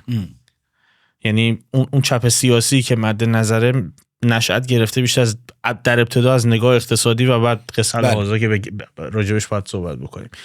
ولی وقتی که راجب این صحبت میشه، خیلی تقلیل گرایانه صحبت میشه و میرسه به یک جمله که تو بیانش کردی و این در جامعه فهم نمیشه ها، صرفا بیان میشه از جانب بسیاری و این تبدیل به یک ترند میشه، همونطور که گفتی هشتگش داغ میشه و وقتی این تبدیل به یک ترند میشه تقلیل داده میشه به اینکه خب الان مثلا اروپا داره سیاستشو میچرخونه به اون سمت، الان آمریکا فلان شده. بعد اونجا دیگه نباید، آره اگه بخواد بحث تخصصی بشه در خصوص در اون محوریت عامه اونجا مسئله پیش میاد. آره. چرا مسئله پیش میاد؟ چون که ببین چپ از نظر عمومیت مردم چیه؟ یه شخصیت ضد ملیه که حتی جدایی طلبه، تجزیه طلبه، حالا هر کدوم کلمه رو که آدینس دوست داره میتونه از اونو برداره. جدایی طلب یا تجزیه طلبه، یعنی نه تنها ضد ملیه بلکه ضد تمامیت ارضی ایران نیز هست. با زبان مشکل داره، با هویت ملی مشکل داره، آدم تنبل و تنپروریه و دوست نداره کار کنه، ولی در آن واحد یعنی اینا چیزاییه که از آدم چپول عموما میشناسنش. حالا عموما گرایشات متفاوت شاید جنسیتی یا جنسی داشته باشه، ولی در آن واحد میخوام بگم که اصلا اینطور به واقع نیست. چرا نیست؟ چون که اولا که یه واقعیتی وجود داره، اونم اینه که افرادی که امروز خودشون رو ملی‌گرا هم میدونن، در خصوص اینکه در فردایی بخواد ایران در شرایطی قرار بگیره که خدمات پزشکی در اون رایگان باشه، همشون دوست دارن اینو. آفرین. میخوام به همین اشاره کنم. امنیت شغلی داشته باشن رو همشون دوست دارن. همشون دوست دارن که با یک برابری در کنار همدیگه زندگی کنن و به این منظور که عدالت اجتماعی رو مسئله خودشون میدونن. حالا یه تعدادشون بخاطر اینکه دارن بسترهای مذهبی میان، نگاه‌های هوموفوبیک دارن، به جد دارن این مسئله رو و این نگاه رو صرفا اینجوری میگن که نه این سنت، این اخلاق، در نه سنت نه اخلاق، تو فقط یه سری باورهای مذهبی در تو ترنشین شده و امروز داره هم میزنی، این لجن داره میاد بالا. و نکته اینجاست که اونا خودشون هم امروز دارن از مزایای بسیاریشون دارن مزایای سوسیالیستی اروپا استفاده میکنن و الان بهشون زنگ میزنه بگی شغل چیه، میگه حقوق بیکاری دارن میگیرن و خودش رو راست هم میدونه. بنابراین این خودش نکته مهمیه دیگه. بنابراین اگر شما داری راجع به راسته صحبت میکنی، آیا تمام این افرادی که پرچمش رو میگیرن هوا و هر مخالفی رو با همون جمله میرونن، آیا متوجه این موضوع هستن که چقدر از مواهب برخیش هم استفاده میکنن یا نه؟ خیلی هاشون نمیدونن، چون اصلا خیلی این ترم ها رو نمیشناسن. یعنی از نظرش راست سیاسی یه چیزی، بنابراین اگر به اون بگی راست سیاسی پس شما باید متهمش بکنی که شما سنت گرا هم هستی، در صورتی که گرو نیست. بله. میدونی چی میگم؟ یعنی در ذهنش به تجربه های جدید بازه، از اونور مثلا ممکنه علاقمند آزادی اقتصادی باشه، راست اقتصادی باشه. اینو انقدر نشکسته تو جامعه ما خورد بشه که همه چیزش رو بدونن و احساس میکنم که اینقدر رادیکال صحبت کردن و ترند کردنش باعث میشه که آدم ها دوباره دسته‌بندی بشن. این یه موضوعی که من خیلی تو شبکه‌های اجتماعی این موضوع اذیت میکنه. این که یک مسئله ترند میشه و آدم‌ها پیرو اون ترند میشن بدون اینکه اصلا زیرساختشو بدونن، بدون اینکه اصلا ملزوماتشو بدونن، بدون اینکه اصلا خودشون رو وارسی و بررسی کرده باشن، بدون اینکه حتی در نظر بگیرن که اون اکستریم چپه هم که در مقابلش اکستریم راست هست، در صورتی که نباشد اتفاقات دیگری بر اون راستی میفته. یعنی از بین اون راستی ها هم برخی چپ خواهند شد. برادر من یه چیزی باید بگم آرش جان واسه صحبتت. ببین ما نیازمند این هستیم که یک جاهایی از یک سری چیزها، اولا که ما نمیتونیم انتظار داشته باشیم که بار سیستم آموزشی یک کشور رو بخوایم بذاریم به عهده افرادی که واقعیت امر اینه که اصلا چیز نیستن، یعنی مسئولیتش رو شاید به لحاظ وجدانی احساس کنن ولی مسئولیت اجراییش رو ندارن. خب پس این وظیفه‌ای هم نداره. بله همین رو میخوام بگم، ولی خب شاید اصلا به لحاظ وجدانی احساس کنن که دوست دارن که در این مسئله سهیم باشم. من جمله خود من دوست دارم که سهیم باشم، یعنی تا جایی که بلد باشم و شعورم بکشه و این رو سعی کردم همیشه تمرین کنم که بدونم سواد چی رو ندارم. یعنی این خیلی واسم مهم بوده همیشه که در مورد ندانسته هام بیشتر دقت کنم تا در مورد دانسته ها و دانسته هامو دقت کنم که کدوماشو دارم شیر میکنم. چرا؟ چون بسیاری از آنچه که ما میدانیم، چون که داریم یک پاراگراف رو میگیم از صفحه 113 خط مثلا نمیدونم پاراگراف دوم، ترسناکه، ممکنه اون پاراگراف یا یه عالمه سوء تفاهم ایجاد کنه در بستر اجتماع. پس باید یا از اول بگیم تا انتها و بعد لاک کنیم، ببندیم، بگیم اگه میخوای اینو ببینی باید بری از اول ببینی که بحث چی بودا. نمیتونی بیای به فلان جا رفرنس بدی. زمانی میتونی رفرنس بدی که کلیت رو حداقل تا پیش از اون رو خونده باشی. آره اینو میخواستم بگم که امروز حداقل اینکه آقا ملیگرایی ربطی به فاشیسم نداره، چون این چیزی که در مقابلش دارن میگن دیگه، افرادی که اونور رو بیشتر دوست دارن هر کی هرچی میگه میگن تو فاشیستی. آقا ربطی نداره این دو به هم دیگه. اصلا فاشیسم یک توصیف خودش رو داره و اون هم ایزن باید یک ترم کلی رو بررسی کنی تا بتونی به این نتیجه برسی. من ایندیویدوال اصلا اگر هم باشم قدرت اجرایی ندارم که تو امروز بخوای بیای و من رو متهم کنی به اینم. من چه حرکت اجرایی کردم که تو بخوای؟ در پاسخ بهت میگه که اگه قدرت اجرایی بیفته دستت ممکن عمل کنی. اوکی، همین رو میخوام بگم. تو که نمیتونی از الان من رو بابت کاری که پتانسیلش رو دارم بخوای بیای محکوم و یا متهم کنی یا بخوای من رو چیزم کنی، بخوای حذفم کنی به هر شکلی. این مورد اول. مورد دوم اینه که اینکه آقا نه، اصلا بحث ملیت یه بحث اتفاقا مدرنه. چون اینا میگن این حرفای سنتی نه عزیز، این اتفاقا یکم مدرن ترین تعاریف بحث ملی بودنه. اصلا دولت ملت چیز مدرنه. درسته ما یک عقبه تاریخی داریم ولی ما به عنوان یک ملت یک چیز مدرنی هستیم که برای چی آقا یک زمانی گرجستان هم جزئی از ایران بود. ما یا میگیم ملت گرجستان بخشی از ملت ایران است. آیا چنین حالا شاید یه سری از افراد سوپرناسیونالیستی چنین چیزی بگن، ولی آیا ما چنین چیزی رو میگیم؟ نه، اونا ملیگرایی خودشون رو دارن، سرود خودشون رو دارن، پرچم خودشون رو دارن، تاریخ خودشون رو در جاهایی میخونن و در جاهایی راجع بهش صحبت میکنن که چی میگن خودشون بودن، نه جاهایی که مثلا آره روسیه ما رو گرفته بود، شوروی ما رو گرفته بود، نه جاهایی که آره مثلا ایران ما رو گرفته، نه اون جاهایی رو میگن که مستقل بودن. درسته؟ ما هم ایزن همین کارو میکنیم دیگه. ما هم وقتی داریم صحبت میکنیم، خب ما سالیان سالین رو هم من میدونم، هم شما میدونید، هم تمام آدینس شما و بینندگان و شنوندگان شما میدونن که سالیان زیادی بودش که اصلا این منطقه در دست افراد مختلفی بود. هر کدوم از بخشش رو افراد دیگری اصلا از ملل دیگر و با زبانهای دیگری بر ما حکمرانی میکردن. حتی در همون زمان بودش که شخصی مثل فردوسی اومد و شاهنامه رو نوشت. یعنی اینا چیزایی که ما میدونیم، ولی ما نمیگیم شاهنامه در زمان کدوم پادشاه نوشته شد. ما خود فردوسی رو به عنوان یک کیس در نظر میگیریم و راجع کاری که خودش کرد صحبت میکنیم. چرا؟ چون جزء مسائلی که برای ملت ما به عنوان ملت ایران یک چیزیه که قابل استفاده است و جزء مسائل هویتی مهم ماست. اصلا یکی از ابزارهایی که معمولا تمام تمدن‌ها برای هویت سازی اگه ایدئال ترین چیزی که میتونستن داشته باشن همچین چیزیه. دقیقاً. خب من حرفم لزوم اجتناب از کلام حذویه که من کم میبینم الان. اینو نمیدونم، ممکنه نپذیری از من، ولی وقتی تو سوشال مدیا الان بالا پایین میکنی من دارم اینو میبینم. چون الان ترند اینه. خب ترند اینه که با یک جمله یک جمعیتی حذف باید بشن، یک جمعیتی باید سرکوب بشن. اینو من دارم به عنوان کسی میگم بهت که تمایلات خودم به لیبرتاریان ها بسیار نزدیکه. حداقلی ترین دولت ممکن که فقط بتونه امکان رقابت برابر رو برای من ایجاد بکنه، نه چیز دیگری. میدونی چی میگم؟ بنابراین حتما که نگاه منم ممکنه اون نباشد، یعنی موافق اون نوع نگاه عدالت طبقاتی و فلان و این حرفا، عدالت اقتصادی به اون شکل نباشم. ولی مقوله اینه که هنوز نمیبینم کسی راجع به این فعالیت بکنه، حتی تو همین نقدها و طنزهای کوتاه 60 ثانیه‌ای که شما کل این جماعتی که اون آنگونه دیگر فکر میکنن رو حذف بکنی، از دل خودت آنگونه دیگر تولید خواهد شد. دقیقاً. یعنی چه چپ سیاسی باشی بخوای اون رو حذف بکنی، نتیجه قابل دیدن، قابل تماشاست. چه اکستریم راست باشی، به محض اینکه شما اون جناحی که خوشت نمیاد رو حذف و سرکوب بکنی، از درون خودت کم کم گرایش به اون جانب ایجاد میشه. من نمیبینم اینو. یک اکسترای وجود داره که همچنین من هم به شدت با بحث لیبرال دموکراسی به طور کلی هم در حوزه اقتصادی هم در حوزه حقوق بشریش حال میکنم، چون این رو مطرح کردیم. من در مورد دموکراسی به صورت این کلمه دموکراسی که یکی از مورد تجاوز قرار گرفته ترین کلماتی که در زبان فارسی ما میتونیم ببینیم. چرا؟ چون همه دموکراسی. آیا دموکراسی آیا به طور کلی چیز جالبیه؟ ابداً که نیست. مادامی که، یعنی قطعاً که نیست. اگر که بخواد بحث اون لیبرالیسم پشتش نباشه. بله.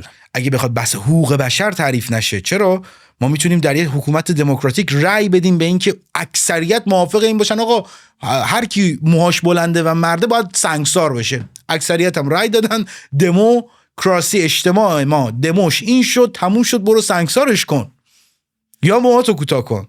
اکثریت رأی دادن دیگه بهش.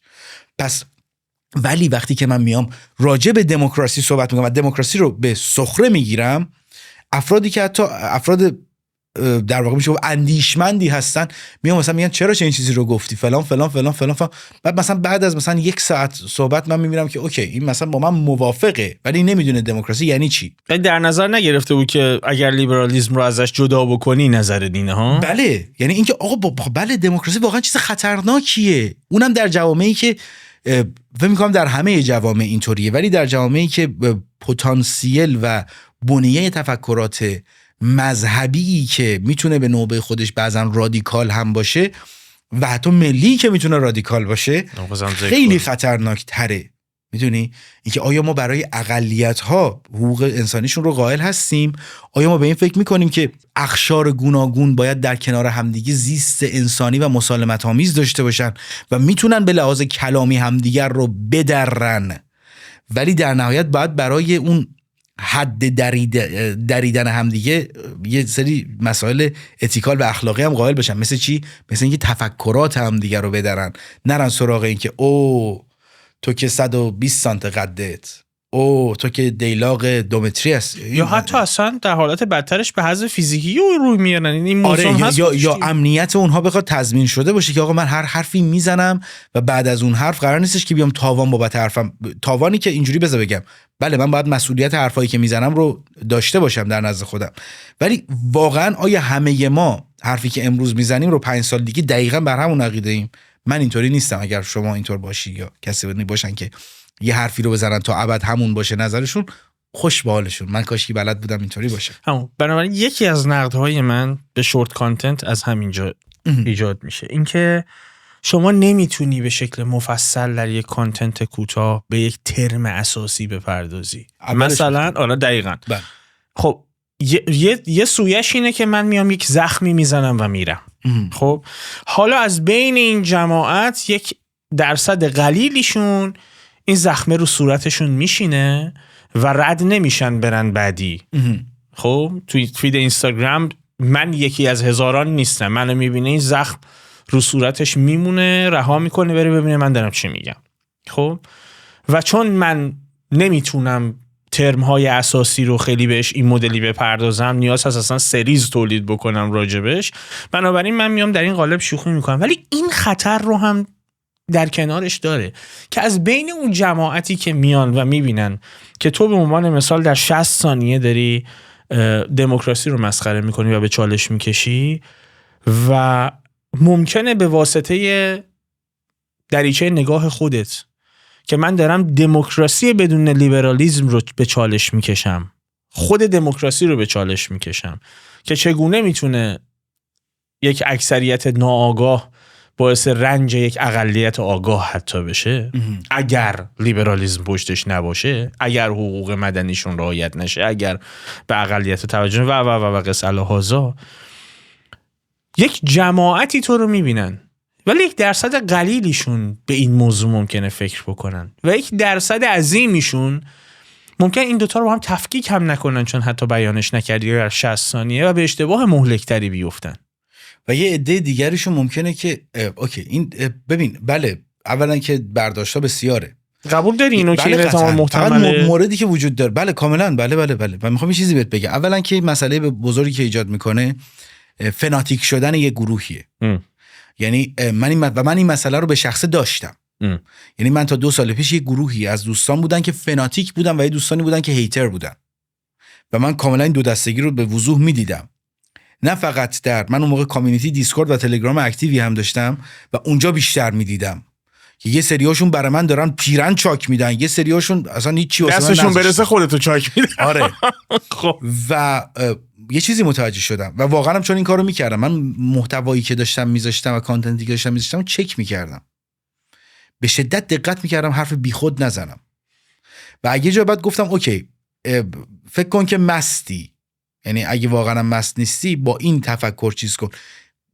چندین و چند بار اولا که یه مسئله اتفاق افتاد، اون همین بودش که من یکی دو بار سهوا اشتباه کردم، یعنی اشتباهی کردم که بعدا خودم فهمیدم که اشتباه کردم و یه مرتبه ویوی من از تیپیکال ویو من 500-600% بیشتر شد. اوکی. و بعد واکنش چی بود به اشتباه اون وقت؟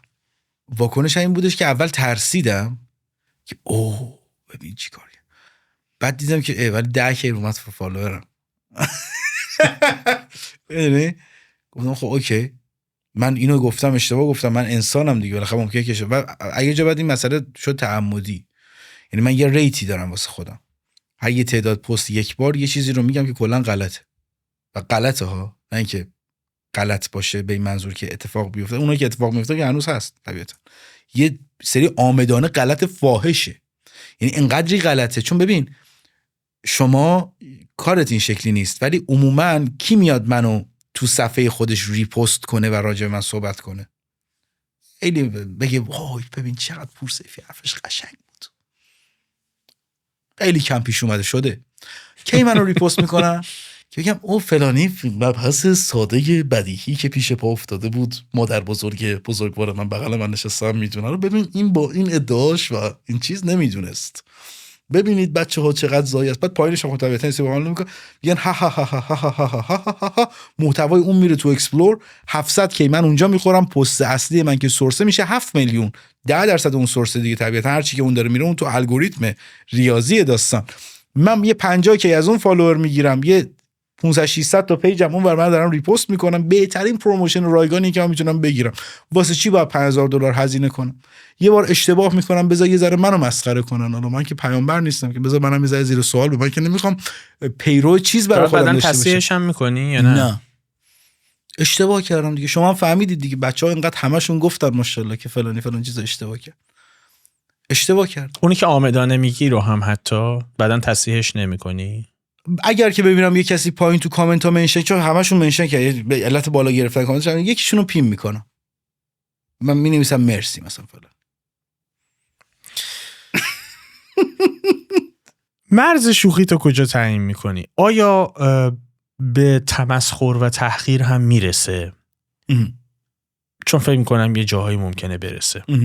الان یعنی بحث من بحث اصلا اخلاقی نیستا، چون در ابتدا من با این پیشفرض گفتگو رو شروع کردم که من معتقد نیستم که باید به عقاید دیگران احترام گذاشت و یکی از راه‌های مبارزش تمسخرش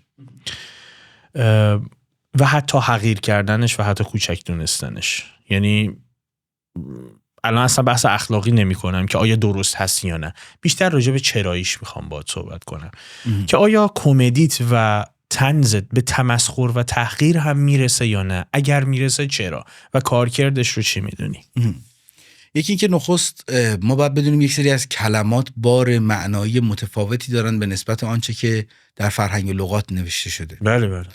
یعنی ما بسیاری از کلماتی که اینجا به خاطر تیوی فرندلی بودن به کار نمیبرم رو وقتی که به کار میبریم برای افراد به خصوصی یا افراد متفاوت، منظورمون نیستش که بخوایم اهانت مستقیم بکنیم به اون تاپیک به خصوص، اون موضوع به خصوص. ما داریم راجع به نوع رویکرد طرف صحبت میکنیم و بله من این کار رو میکنم که بخوام از این جنس کلمات خیلی جاها استفاده کنم، حالا بیشتر توی توییت و توی فضای ایکس، ولی پیش هم میاد که توی ویدیو همین اتفاق میفته خیلی جاها و به این علت هم هستش که سعی میکنم معمولا مؤدبانه ترین کلمه رو انتخاب کنم. اگه کلمه خیلی زشته ببینید که اون مؤدبانه ترین بوده واقعا، چون من این رو قائلم برای خودم پتانسیلش بود که از کلمه دیگه استفاده کنم. واقعا من این رو خیلی، این برای من خط قرمز شخصی منه. من دوست ندارم آدم حتاکی باشم و دوست ندارم آدمی باشم که کلمه‌ای که من دوست ندارم بچه خودم بشنوه یا نمیدونم فامیل های کوچک سنتر خودم بشنوم. من دوست ندارم اون کلمه رو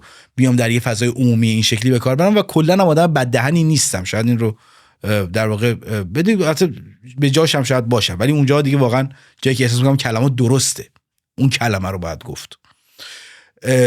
این مورد اول. مورد دوم این که ما یک گروهی داریم از افرادی که اینها در خارج از جهان حالا مدیا و رسانه آدم‌هایی هستند که به صورت پرگماتیک درگیر انجام یک سری جنایت علیه بشریت بودند این جنایت ها میتونه به این شکل باشه که مستقیما جنایتی مرتکب شدن و دستشون به خون آلوده است، و یا میتونه به این شکل باشه که در راستای سفیدشویی اون اتفاق فعالیت اکتیو کردند و برای این امر حتی شاید معیشتشون رو به این شکل گذروندن. اوکی، این کلمه مزدور که خیلی جا به کار میره و من به کار نمیبرمش معمولا، کلمه ایه که یعنی طرف داره از کسی مزد میگیره که داره بر ضدیت با منافع تیم خودش و گروه خودش و چی میگن ترایب خودش، قبیله خودش داره فعالیت میکنه. وگرنه این که مثلا یه بار مهران رجبی گفت همه ما مزدوریم، نه بزرگوار، مزدور یک کلمه ایه که زمانی معنی میده که تو بخوای برای پول بر ضدیت با ترایب خودت حرکت کنی، یعنی بر ضدیت با گروه خودت حرکت کنی.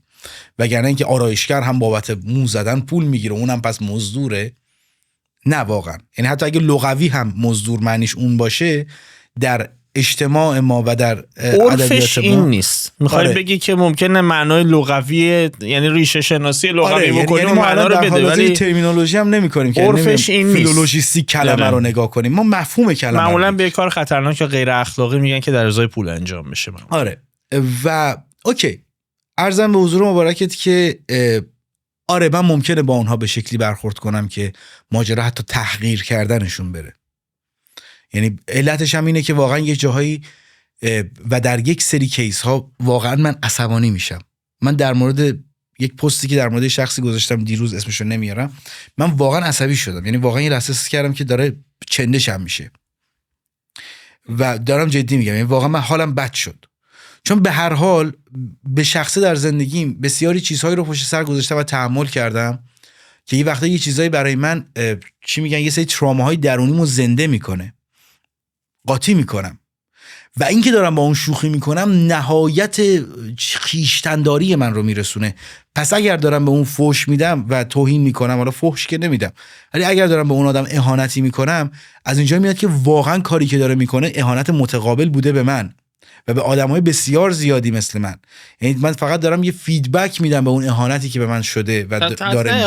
اهانت به فهمت حتی ها، به فهمم سعی میکنم اونقدر آدم چی میگم به دل نگیرم، اونقدر سعی میکنم جدی‌تر باشه که به این نقطه جوش برسی، به جایی برسه که آره واقعا طرف مثلا نمیدونم، بذار مثالی بزنم، مثلا به فرض مثال شوخی شد توسط یک آقایی با یک جریانی که بسیاری از افراد در اون راستا جان دادند، کشته شدند، آسیب‌های جدی دیدن، سالیان سال اصلا از کشورشون آواره شدن، مجبور شدن مهاجرت کنن و این هم داشت به عنوان یک جوک بینشون پاسکاری میشد بین دو نفر.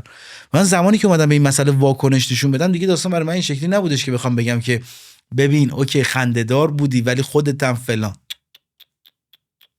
کارت زشته. حتی اگر که تو اینجوری بوده که توی میدون جنگی که با دشمن خارجی جنگیدی و در اونجا از اون تلفات گرفتی، تو داری با اون تلفات شوخی میکنی در حالی که اون تلفات زبون تو رو میفهمه، تو اینجا هنوز مرام جنگیدن رو حتی نداری. متوجه چی میگم؟ و اینجاست که آره دیگه اونجا دیگه اون جریان میره بالا، من تحقیرش میکنم و با matter of facts، با چی میگن، با یه ابزاری که حقیقت سنجی هم بشه کردش. آره یه چیزی که با یک استدلال قوی، با یک امر مستدل میام و اون رو نشون میدم و تحقیرش میکنی. آره که ببین میتونیم اینجوری هم نگاه کنیم بهش، ولی بیا نکنیم. کارکردش برای چیه؟ بر تخلیه میشم و بسیاری از افرادی که دقیقاً با من هم چی میگه همدرد بودند هم ایزن، هم کارکردش برای تو اینه که تو رو تخلیه میکنه و احساس میکنی که این تغییر یک سری دیگر رو هم تخلیه میکنه. دقیقاً. یعنی این داستان اینجوری پیش میره که ببین اگر بخوایم اینجوری بهش نگاه کنیم، عقده نیست اسمش، اگرچه که میتونیم به شکل عقده هم بهش نگاه کنیم، ولی کن ماجرا به این شکله که اگر بخوایم اینجوری به ماجرا نگاه کنیم و اینقدر ناجوان مردانه با هم دیگر حرکت کنیم، ما اینور دستمون قطع نشده، دست داریم. این که به تو گیر نمیدیم و یا این که به تو اینطوری بهت نگاه نمی کنیم، اینه که ترجیح دادیم که شریفتر برخورد کنیم. متوجه چی میگم؟ آره، ولی چیزی که نمیفهممش، میدونم کارکردش رو میفهمم، این که من نشون بدم که من میتوانم این کار رو بکنم و نمی کنم، که میکنم دیگه. آره. و وقتی تو میکنی مقابل آره. MS یک هم بار میکنم. کردم، یعنی مقوله اینه که پس من کردم. بله. یعنی من خودمو تا اون سطح نازل دونستم که این کارو بکنم یا نه. مطلقاً بحث ببین، اولا که من رفیع و نازل و اینکه بخوایم بگیم که مثلا نمیدونم فلان چیز لومپنیزمه یا ما برای فلان چیز به چه قیمتی حاضریم فلان کار رو بکنیم، توی حوزه‌ای که به شخصه دارم فعالیت میکنم مثلا من هیچ قیمتی گزاف و یا چیز نیستیم. زمانی که مگر اینکه میگم بخوام کاری بکنم که کرامت انسانی خودم رو زیر سوال ببرم پیش خودم، که چه زمانی اون اتفاق میفته؟ زمانی که کاری بکنم که خیلی بی ربطه با من. مثال میزنم، اگر من یک رقاص بودم ترجیح میدادم که به خوبی برقصم و سعی میکردم در رقصم بهترین هنرم رو به مخاطبینم به نمایش بگذارم.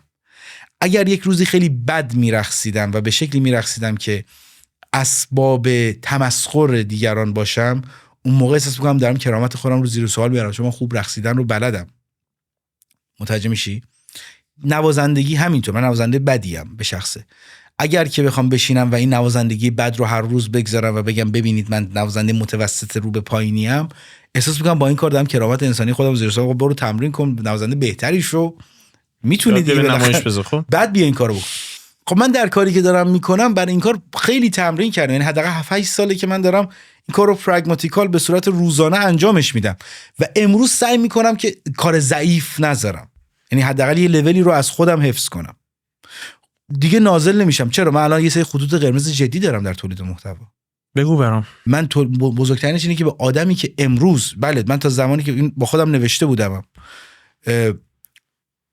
گفتم که روزی که بخواد محتوای من به شکلی باشه که اوریج ویو من بالای 50-60 هزار تا باشه، من دیگه با کسی که یک شهروند عادیه که داره زندگیشو میکنه و ممکنه این کار اشتباه کرده باشه، ممکنه کارش خنده‌دار باشه، شوخی نمیکنه. افراد زیادی خواهند دید این آدم که کاری نکرده و این آدم آسیبی به اون صورت داره نمیزنه. اگه آسیبزا باشه فعالیتش چی؟ آسیبزا باشه بازم بستگی داره برای چقدر آدم ترویج خرافه میکنه مثلا. خیلی سرفیس به حدی که واقعا ناراحتش نکنم، یعنی با کمال احترام و در نهایت لطافت این کارا. ولی بنابراین طنزتو بیشتر میبری سمت قدرت، سمت کسی میبرم که زورش از من مشخصا بیشتر باشه، که دلغک بودنم حفظ بشه. چون دلغک زمانی دلغکه که بخواد با کسی بجنگه و با کسی بس شوخی کنه که از اون قوی تر باشه. علت کلمه دلغک من که توی بایو من نوشته شده صرفا این نیستش که من دارم دلغک بازی در میارم، نه، دلغک یک ویژگی داره. دلغک با کسی شوخی میکنه و کسی رو به چالش میکشه که در ساحت قدرت به نسبت اون نشسته است، حالا یا خان جایی یا پادشاه جاییه. با این حد تفاضل که اون کسی که دلغک پادشاهه دیگه نمیاد یه خان بدبختی رو تو فلان ولایت یه کت خدایی رو بخواد بیاد، قدرتی در مقابل دلغک پادشاه نداره.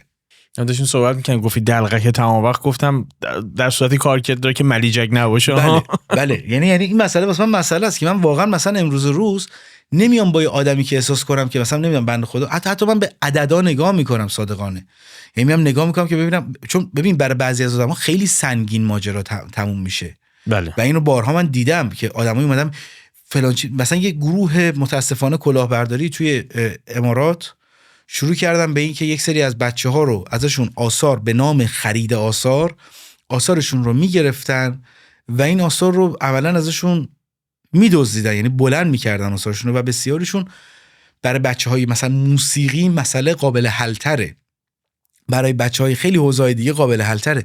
شما فکر کن یک نقاشی که داره یک تابلو رو واسه تو میفرسته و منتظره که بازخو بگی و تابلوش میره که میره، اصلا یه نمود فیزیکی هم داره. آره یعنی اصلا اون براش یه تیکه جونش کنده شده. و من اون کسی که مسئول تبلیغات این داستان بود و با من مدل اومده بود رو باهاش شوخی کردم و دیدم تمام فک و فامیلاشون دارن ما پیام میدن و من اینجوری بودم اوکی اینا یا نمیدونن که این آژانسی که این دوستشون براش به عنوان مدل رفته تبلیغ کرده داره چی کار میکنه، یا اگرم میدونن واقعا براشون اینقدر گرون تموم شده ماجرا که من البته اون پستو من هیچ وقت پستو نمیدارم. حتی اگر که تو اون پست خودم بخوام تمام کامنت ها بر ضد منم باشن، من نه کامنتشون رو فقط زمانی برمیدارم که بخواد فوش باشه. تو وقتی آمدانه اشتباه میکنی که دیده بشی دیگه چه انتظاری؟ آره نه واقعا بر نمیدارم، میذارم که بمونه و پستو به طور کل بر نمیدارم، چون که معتقدم یه چیزی که گفتم رفته، این آب ریخته شده رو هیچ وقت جمعش نمیکنم. یه زمانی این کار رو به شکل‌های دیگه می‌کرد، ولی چیزایی توی پیج من هست که من واقعا ازشون بعضا خجالت میکشم و هست متاسفانه. بگید من واقعا خجالت میکشم. مثلا پست‌های قدیمی دارم که اصلا واقعا دوست ندارم که یادم بیاره و ولی کماکان مونده و گذاشتم و اینجوری بودم که اوه پس من واقعا نمیتونم پستو بردارم، ولی دارم متوجه میشم که چقدر داری اذیت میشه از این بابت و این رو هم درک میکنم که ظاهرا تو در این امر مشارکتی هم نداشتی به جز اینکه پول گرفتی و به عنوان مدلش کار کردی و واقعا ناراحت شدم و در حالی که ناراحت شدم پست رو داشتم نگاه میکردم گفتم پست بامزه‌ای هم شده، من با پست هم ناراحتم ولی پاکش نمیکنم. نه ابدا. خب این وسط چالشی که به وجود میاد اینه که تو میگی من طنزم و نقدم و این کمدی تلخم رو میبرم سمت قدرت، یعنی من قدرت رو نشانه میگیرم به نسبت خودم. متوجه میشم. خب در ابعادی قاعدتا این هر چی میره جلوتر احتمالاً طنز تو سیاسی تر میشه. خب شد اینطور. آره و شد دیگه. نمیشدم بالاخره روزی میشد. یعنی این فرمان که ادامه پیدا خواهد کرد در انتها هم همین گونه خواهد بود. اگر قراره که تو نقدت و طنزت رو به صورت قدرت باشه. این چالشی که به وجود میاد برای من اینه که چقدر اون قدرت رو نماینده فکری جامعه میبینی. چون اگر این رو ببینی در انتها باز باید به این نتیجه برسیم که اتفاقا باید برگردی به سمت جامعه. یعنی در یک جامعه ای که خرافات نقش جدی داره یک پوپولیست خیلی راحت به قدرت میرسه. میدونی چی میگم؟ حالا یه راه اینه که بیایم پوپولیسم اون رو بزنیم، یه راه اینه که به جامعه بزنیم که آقا شما اگه وقتی هر داستان احمقانه‌ای از نقطه A شما رو به B میبره، یه نفر میاد میشینه و برای شما یک داستان احمقانه تعریف میکنه برای رسوندن مغز شما از A به B و شما هم پرونده رو میبندید میذارید کنار و پشتش میستید. حالا این فرد در هر قد و قامتی میتونه باشه، این در یک چه میدونم توی مدیر میان دستی میتونه باشه، نمیدونم شورای شهر میتونه باشه، فلان میتونه باشه، اون بالای بالا میتونه باشه، این پایین یا اصلا نه خود خانواده اون آدم میتونه باشه. میدونی چی میگم؟ بنابراین پرسش اینجا به وجود میاد که آیا این طنزت و این کمدی تلخ تو تخلیه خودت و گلایه گذاریه یا با هدف فعال کردن یه سری تیک تو ذهن یه سری آدمه که از ریشه این مسئله رو حل بکنه؟ یعنی چون در ذهن من زدن قدرت به واسطه این که شوتره ممکنه هزینه امنیتی داشته باشه، ولی شاید خیلی کار راحت تری باشه نسبت به آگاه کردن توده جامعه، عموم جامعه‌ای که ممکنه اون آدمه برآمده از بخشی از تفکر اینها باشه. ببین یه چیزی رو عرض کنم خدمت. اولا که ما یک چیزی داریم تحت عنوان گروه‌های مختلف فکری و مردممون، به خصوص توی ایران من دارم صحبت کنم، راجع به جهان نمیخوام صحبت کنم، چون بعضی اینجاست که در جهان هم این که پوپولیست‌ها خیلی شانس بیشتری دارن، همین الان میتونیم راجع به آمریکا کلی راجع به این مسئله صحبت کنیم، نمیریم سراغ اون. میام همین ایران خودمون که ما یک سری گروه‌هایی داریم و یک سری تفکرات سیاسی در بینشون هست و هر کدومشون یک سری کارها انجام میدن. خب بیام سراغ گروهی که شاید خودم رو متعلق به اون میدونم بیشتر یا نزدیک به اون میدونم بیشتر، که میشه گروه افرادی که من گفتم ابتدای بساکن، افرادی که دوست دارن ایران رو به عنوان یک ملت و به عنوان یک تمامیت ارضی حفظ کنن و به عنوان یک ملت ایران دوست دارن که همبسته باشن در کنار هم دیگه و این کشور رو به جای برسونن که همه آدمایی که توش دارن زندگی میکنن وضعیت بهتری داشته باشن و این وضعیت بهتری اینه که در یک شرایط سعودی باشن که دائما بهتر هم باشه به جای اینکه بخواد نزولی باشه و از همین نظر فرهنگی، اقتصادی، غیر و ذالک. خب من در همین شرایط من میبینم که کسی میاد و اتفاقا با من هم نظر، نمیدونم عکس پروفایلش مثلا عکس مثلا فلانیه و فلان پرچمم گذاشته، بعد مثلا نمیدونم یه دفاع عجیبی میکنه از یه امری مثلا از قانون جذب به فرض. خب من اینجا آیا ترجیح بر این میدم که اونو ناراحت کنم و از خودم برونم، یا نه ترجیح میدم میگم اون به خاطر اون تفکرات مساج بذار بمون؟ من قطعا اونو ناراحت میکنم و بلاکش هم میکنم، شاید تو دلم بهش فوشم میدم. چرا این کارو میکنم؟ چون که در نهایت هم بله شما میگی زمانی که به قدرت داری نهیب میزنی کارت راحت تره، چون مردم هیچ کدوم به خودشون نمیگیرن میگن اوکی دی فلانی رو داره نقد میکنه، خیلی راحت یکی دیگه رو جایگزینش میکنن با همون مختصات. آره یا آفرین یک کس دیگه رو با همون مختصات جایگزینش میکنه. ولی خب یک سری چیزهایی رو به لحاظ فرهنگی شما باید در نظر بگیری که اینها وجود داره و ما باید باهاش واقع بینانه نگاه کنیم. اونم چی؟ اونم بحث تقدسه. افراد در گروه‌های مختلف یک سری افراد رو به عنوان نماینده خودشون قرار دادن که اون افراد رو مقدس هم میدونن، ولی خودشون میدونن، پدر خودشون میدونن و میگن اگر کسی بخواد به این حرفی بزنه ما ناراحت میشیم.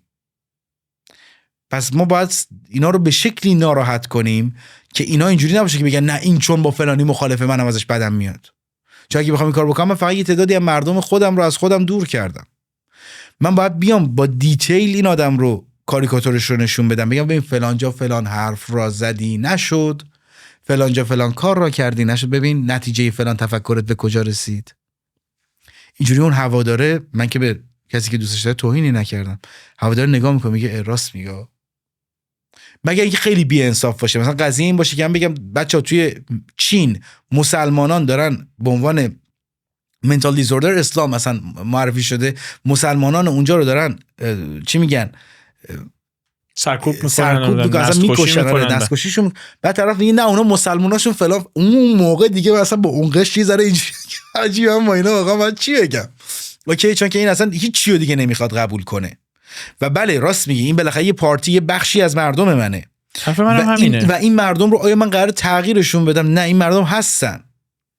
میدونی من آیا میتونم، آیا تو میتونی تغییرشون بدی این مردم رو؟ خب پرسش من اینه که اگر لهیب این آتش طنز تو به افرادی که اینها رو نمایندگی میکنه بخوره، اون فرد رو ممکنه نه تو، اصلا یک جماعتی این کار رو بکنن، اون شخص ممکنه مقبولیت اجتماعیش رو در بین هوادارانش از دست بده در طی مدت و افول بکنه. ولی اون تفکر نه، ولی اون تفکر یکی رو دقیقاً با همون مختصات میذاره سر اونجا و تا این تفکر درست نشه و اتفاقاً اون لهیبه به این هیزمه نگیره که قشنگ گور بگیره که اون کور اصلی واقعاً به تفکر واداشته بشن، که خیلی کار سختیه. حرف منم همینه. بنابراین من میتونم از بیرون بایستم و بفهمم که چرا طنزه صرفاً نشونه میگیره قدرت رو، نشونه میگیره سیاست رو، نشونه میگیره سیاست مداره رو. ولی از بیرون که نگاه میکنم میگم سواد اثر بلند مدتش چیه؟ اثر بلند مدتش میدونی از ارزش توهی کردن اون آدم برای یه سری عده‌ای، یک سری از هوادارانه، ولی نه از ارزش توهی کردن باورشون.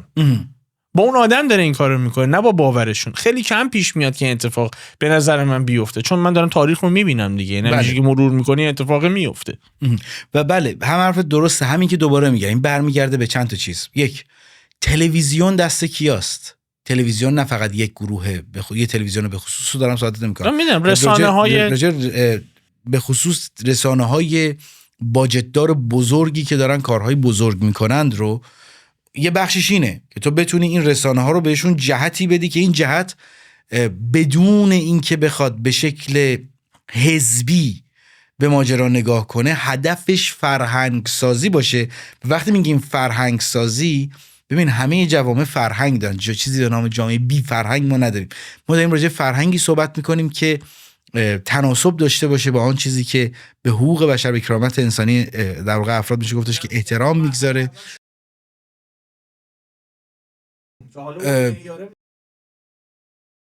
نه ما وقتی میگیم فرهنگ سازی بکنه به منظور سازندش، نه دارن که آره اون همشون دارن این کارو میکنن، منم صحبتم همینه.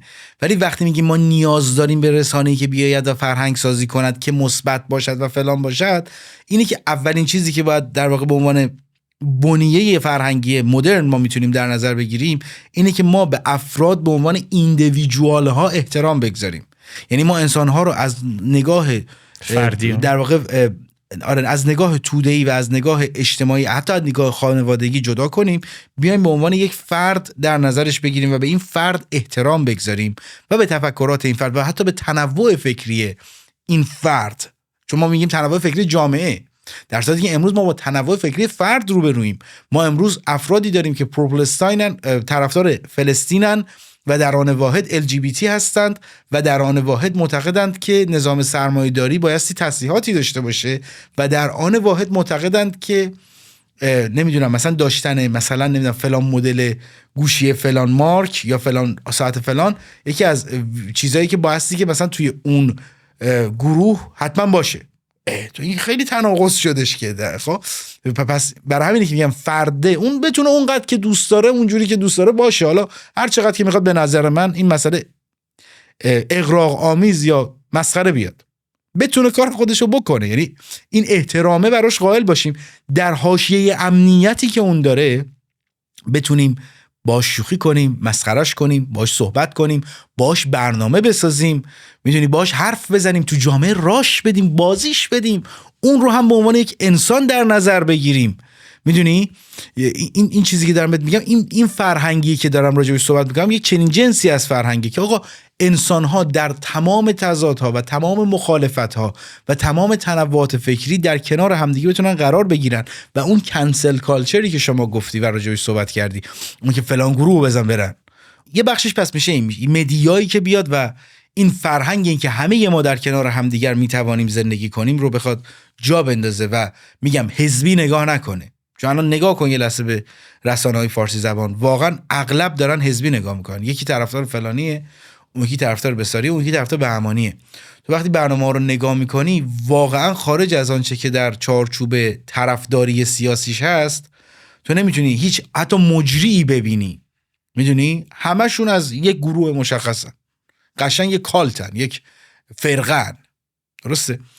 مورد بعدیش بحث نظام آموزشیه که اینم بازم چیزی نیستش که من و شما بتونیم در حال حاضر کاری بکنیم، واسه که باید تصحیح بشه، واقعا باید تصحیح بشه که نظام آموزشی باشه که بخواد دوباره همینها رو بیاد تدریس کنه که آقا شما در چیزی که دوست داری بایستی که رشدت رو بکنی و تو این چیزی که تو دوست داری یکی بغلت نشسته که اون بهاییه، یکی بغلت نشسته که اون مسیحیه، یکی بغلت نشسته که اون آتئیسته، یکی بغلت نشسته که اون سنیه، یکی بغلت نشسته که اون نمیدونم شیعه است ولی خیلی اعتقاد نداره، یکی دیگه بغلت نشسته که اصلا شیعه مثلا خیلی معتقده، یکی پسره، یکی دختره، یکی اصلا هیچ ایده‌ای نداره که چیه، یکی دوست داره با خانم‌ها روابط داشته باشه، یکی دوست داره با آقایان باشه، یکی از خانم‌های سن بالاتر از خودش دوست داره، یکی خانم‌های سن پایین‌تر دوست داره، یکی آقای سن بالاتر، یعنی این یکی چاق دوست داره، یکی لاغر دوست داره، یکی دوست داره رنگی بپوشه، یکی دوست داره مشکی بپوشه مثل من که همیشه مشکی بپوشم و الان اینجا پیش شما پل تجارت چون که چیز ندارم. آره.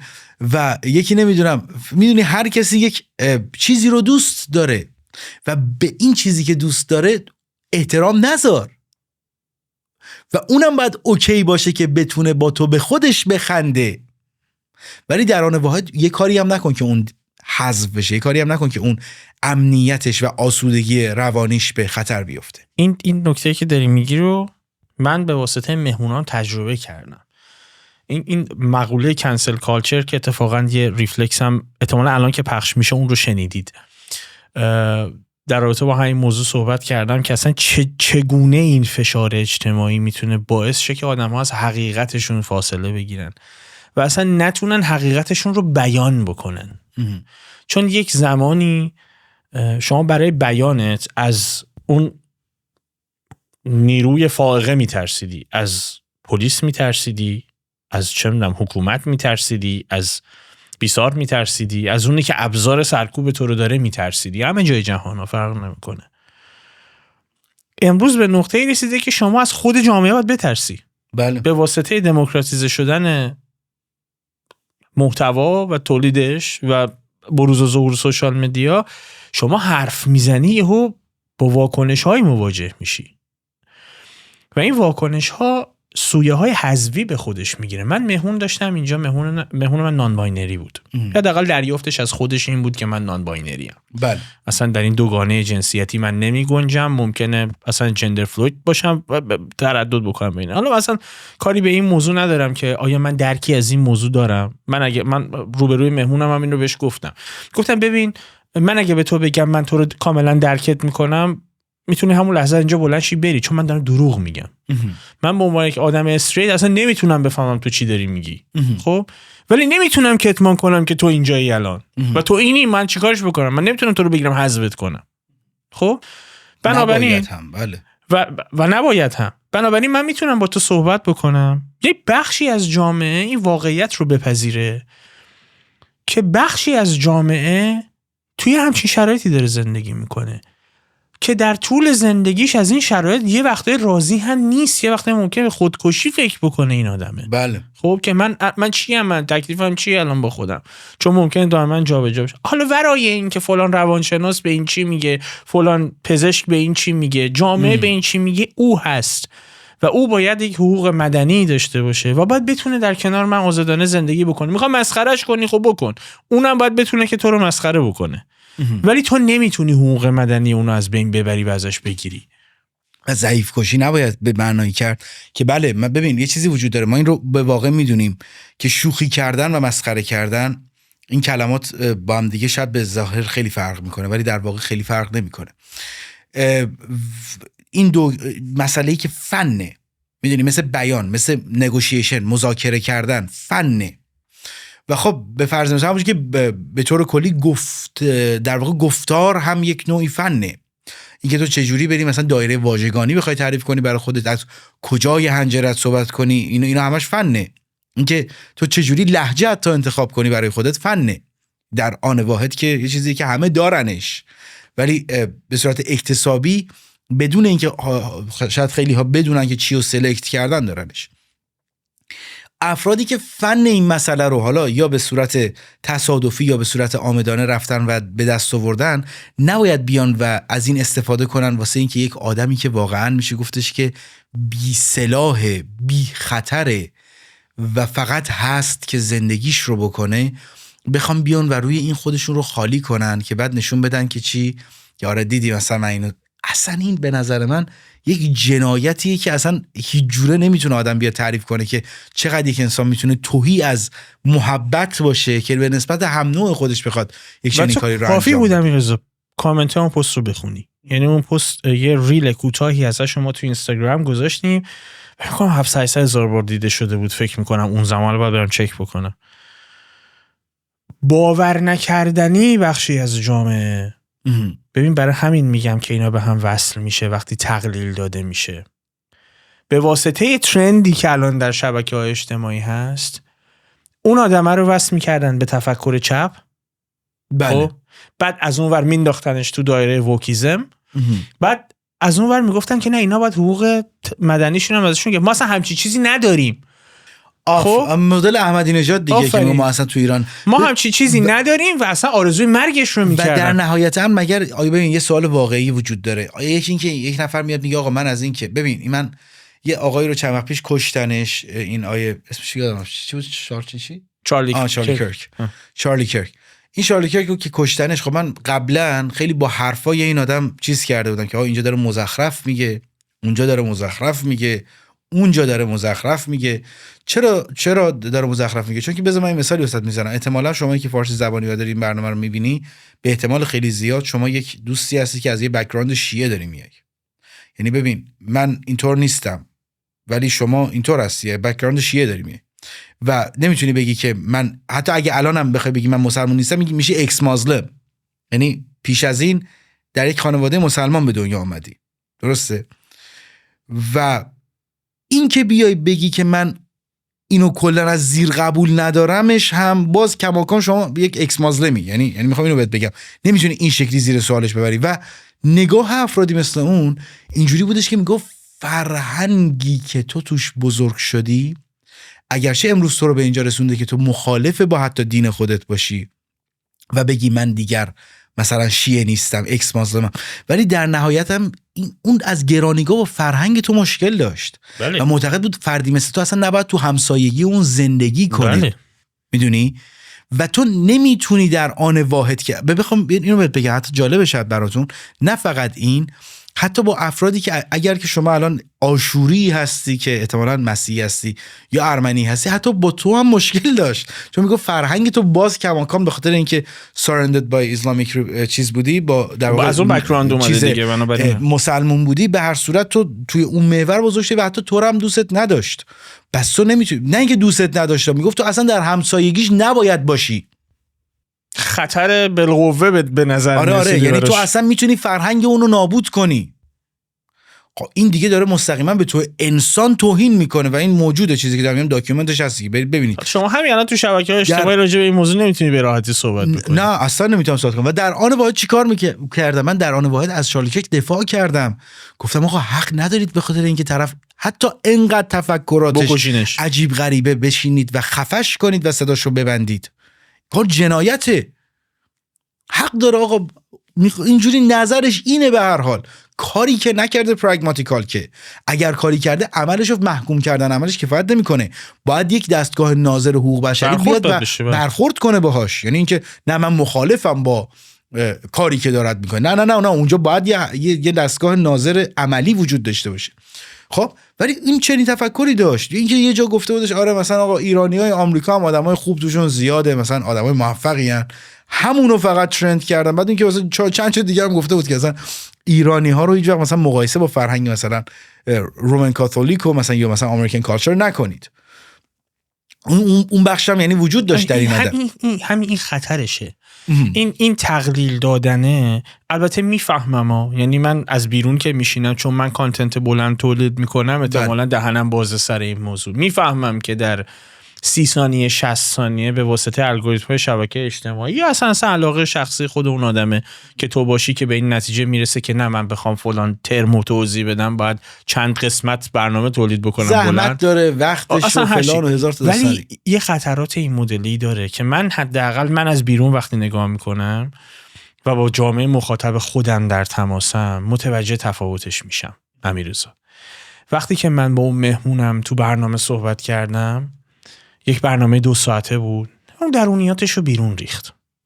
گفت من اینجوریم، من تا یه زمانی میخواستم تغییر جنسیت بدم، بعد یه زمانی به بعد من با روانشناس صحبت کردم، به این نتیجه رسیدم که من توی همچین وضعیتم و ممکنه در آینده نه چندان دوری این گونه نباشم.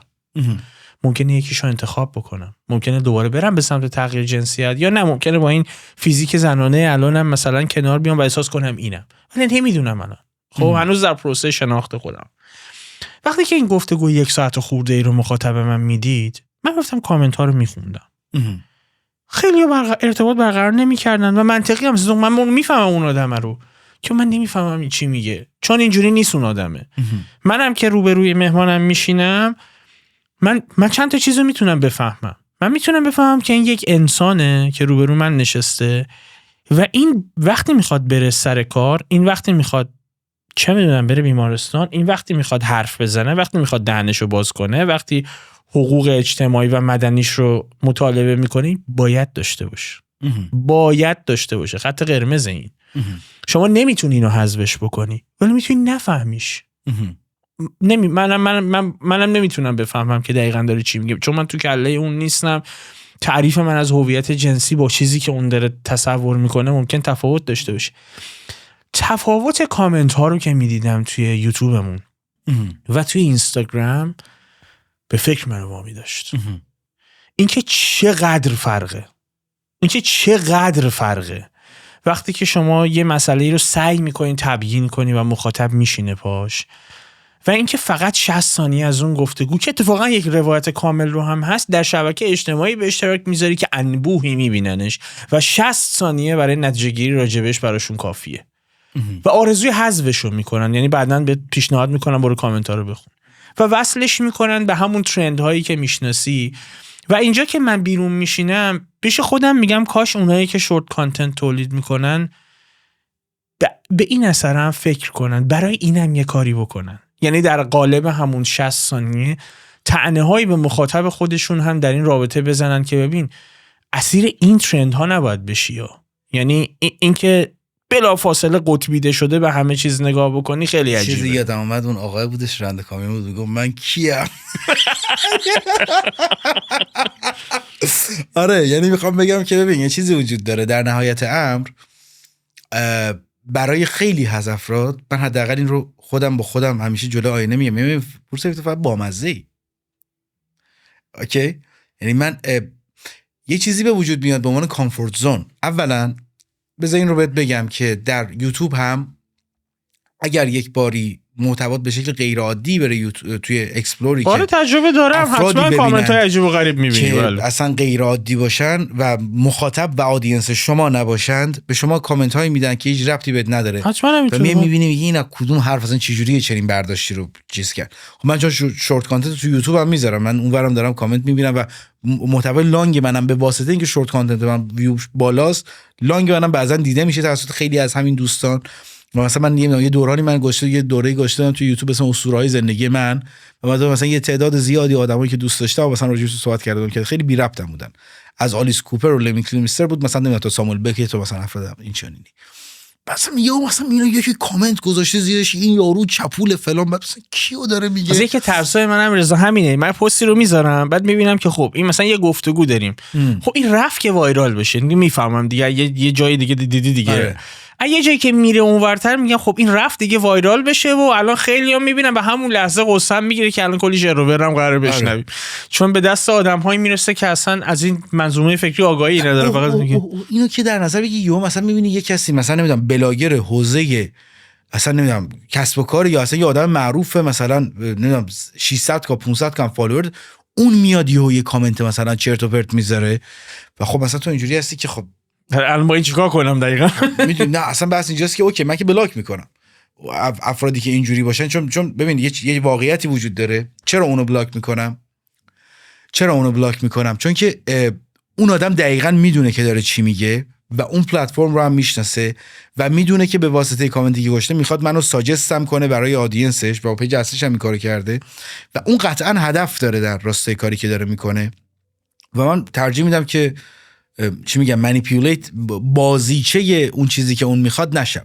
اوکی، در خیلی از موارد این کار میکنم. چرا؟ چون بسیاریشون ارگانی هن. یعنی برای بخصوص من افرادی که از این جنس میان که مثلا طرف 900 و خورده 1000 تا مثلا فالووره یا مثبت 1 میلیون فالووره و میاد و یه مرتبه چی میکنه که حرفای بیخودا، نه اینکه مثلا فکر کنی مثلا واقعا بیاد نقدم کنه. مثلا یه مرتبه همون چیزی که گفتم یا مثلا کلید کن او مثلا موتو بلند کردی انتلکت شدی یا مثلا چی من که میدونم که از کجا دارم میام و چی خوندم و امروز کجام و شغلم چیه و خیلی موارد دیگه ای که اون احتمالاً یا نمیدونه یا اگر بدونه هم پروژه‌ای که داره برش تعریف میشه چیز دیگریه. ولی نکته‌ای که وجود داره اینه که چرا این کار رو میکنند؟ چون بیان دقیقاً اون فر داستان رو بگیرن از تو و تو رو ببرن در یه حاشیه‌ای که تو یه لحظه بگی که اوکی من دارم توسط جامعه بد شناخته میشم یا جامعه داره من رو اشتباه میفهمه. آیا وقتی یه مدت زمان طولانی ببینید تمام کامنت ها خیلی دور از هدف ذهنیتن، ترجیح نمیدی که رویه محتوا ساختنت رو عوض کنی؟ شما محتوات شورت نیست.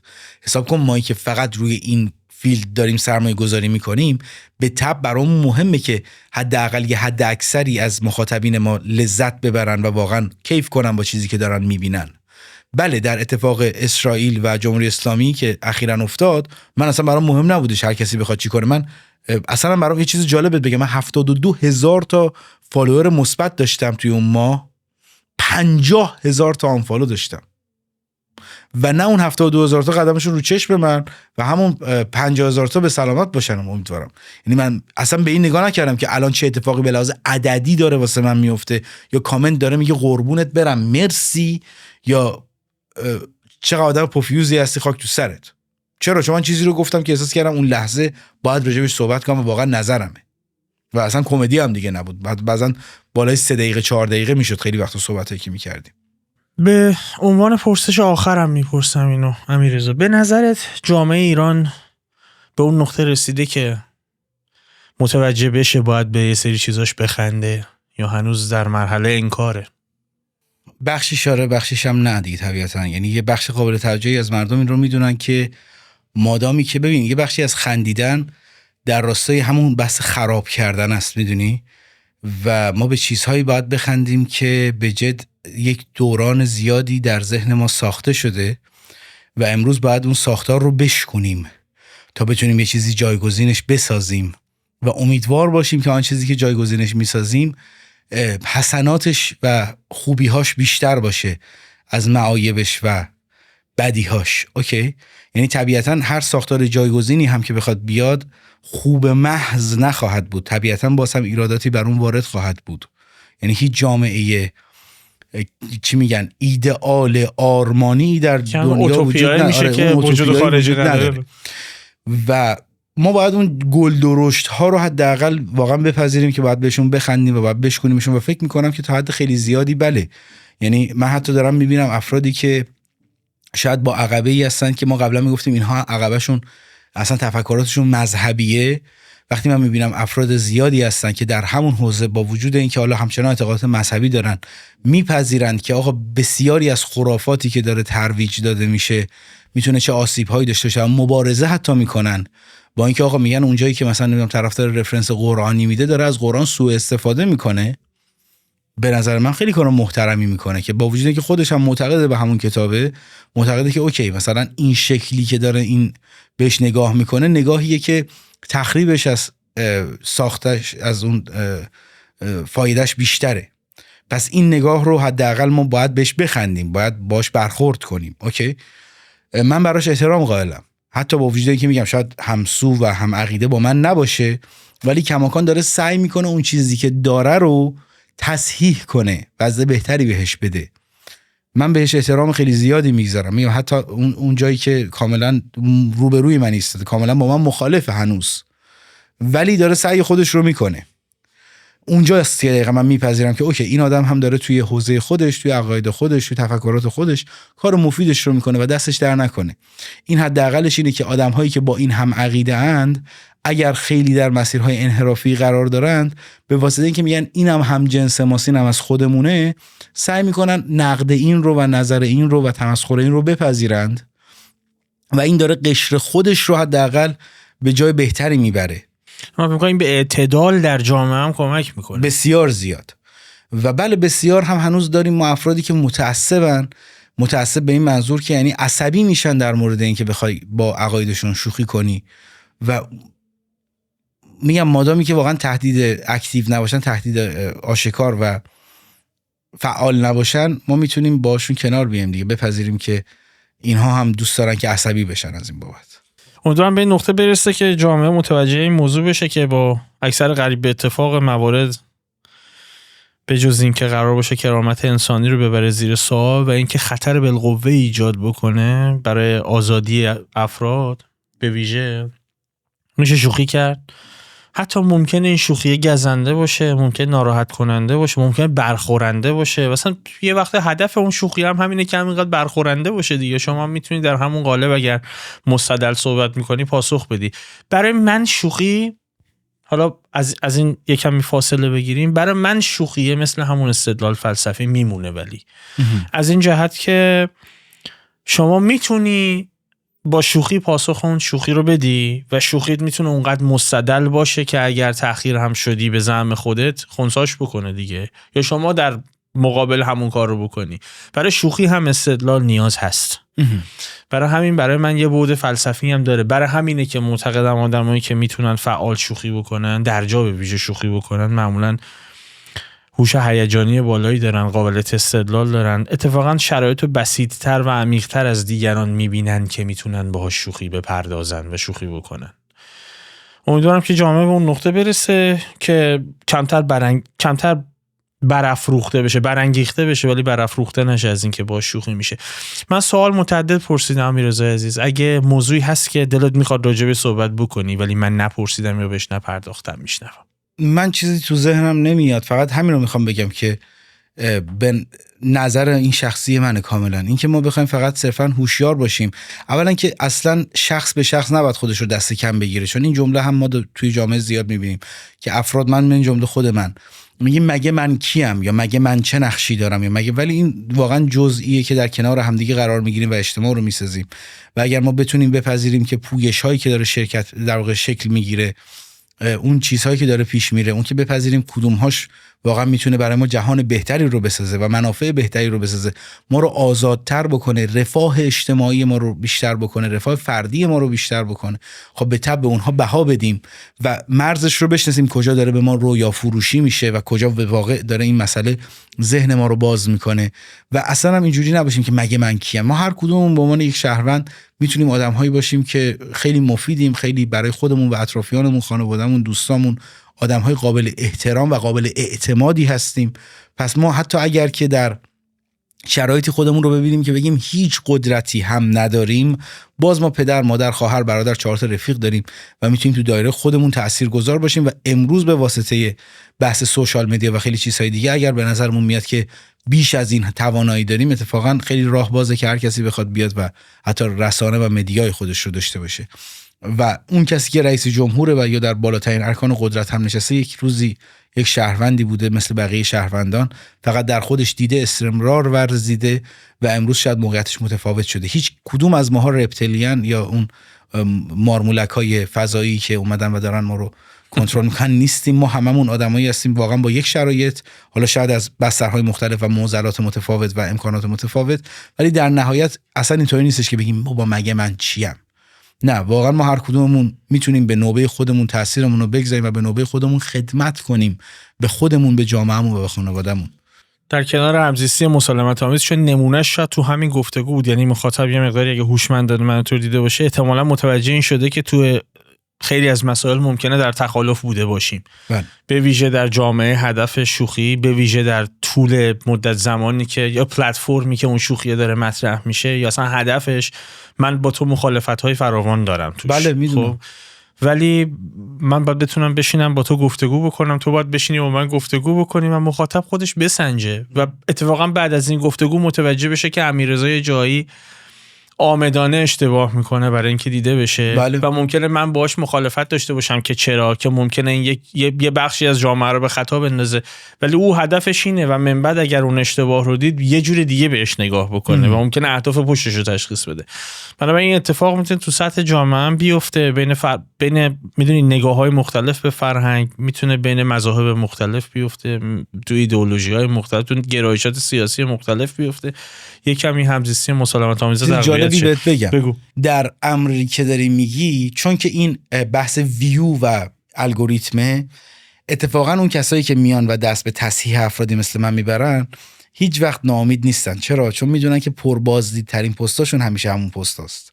من بچه‌ای بودن فخری فروختی خب. نه واقعا هست، چون که کسی که مصححه رو میان و تصحیح میکنن، بعد مرتبه مثلا پیج مثلا ریز میشه. اصلا من پیشنهاد میکنم به دوستان که ایجاد میکنین، من پیشنهاد میکنم به دوستانی که واقعا چیزان که منو تصحیح هم کنید. من مثلا استقبال من که این خطر رو نمیپذیرم این مسیر رو پیش بگیرم، ولی آره چرا که نه، تو رو بذار تصحیح بکنم. دمت گرم که اومدی، دمت گرم که وقت گذاشتی، که وقت بود که منتظر بودم با هم گفتگو بکنیم. امیدوارم که مخاطبم لذت برده باشه. من هم همچنین. خیلی متشکرم. فیوز هفته بعد رو هم فراموش نکنید. بدرود.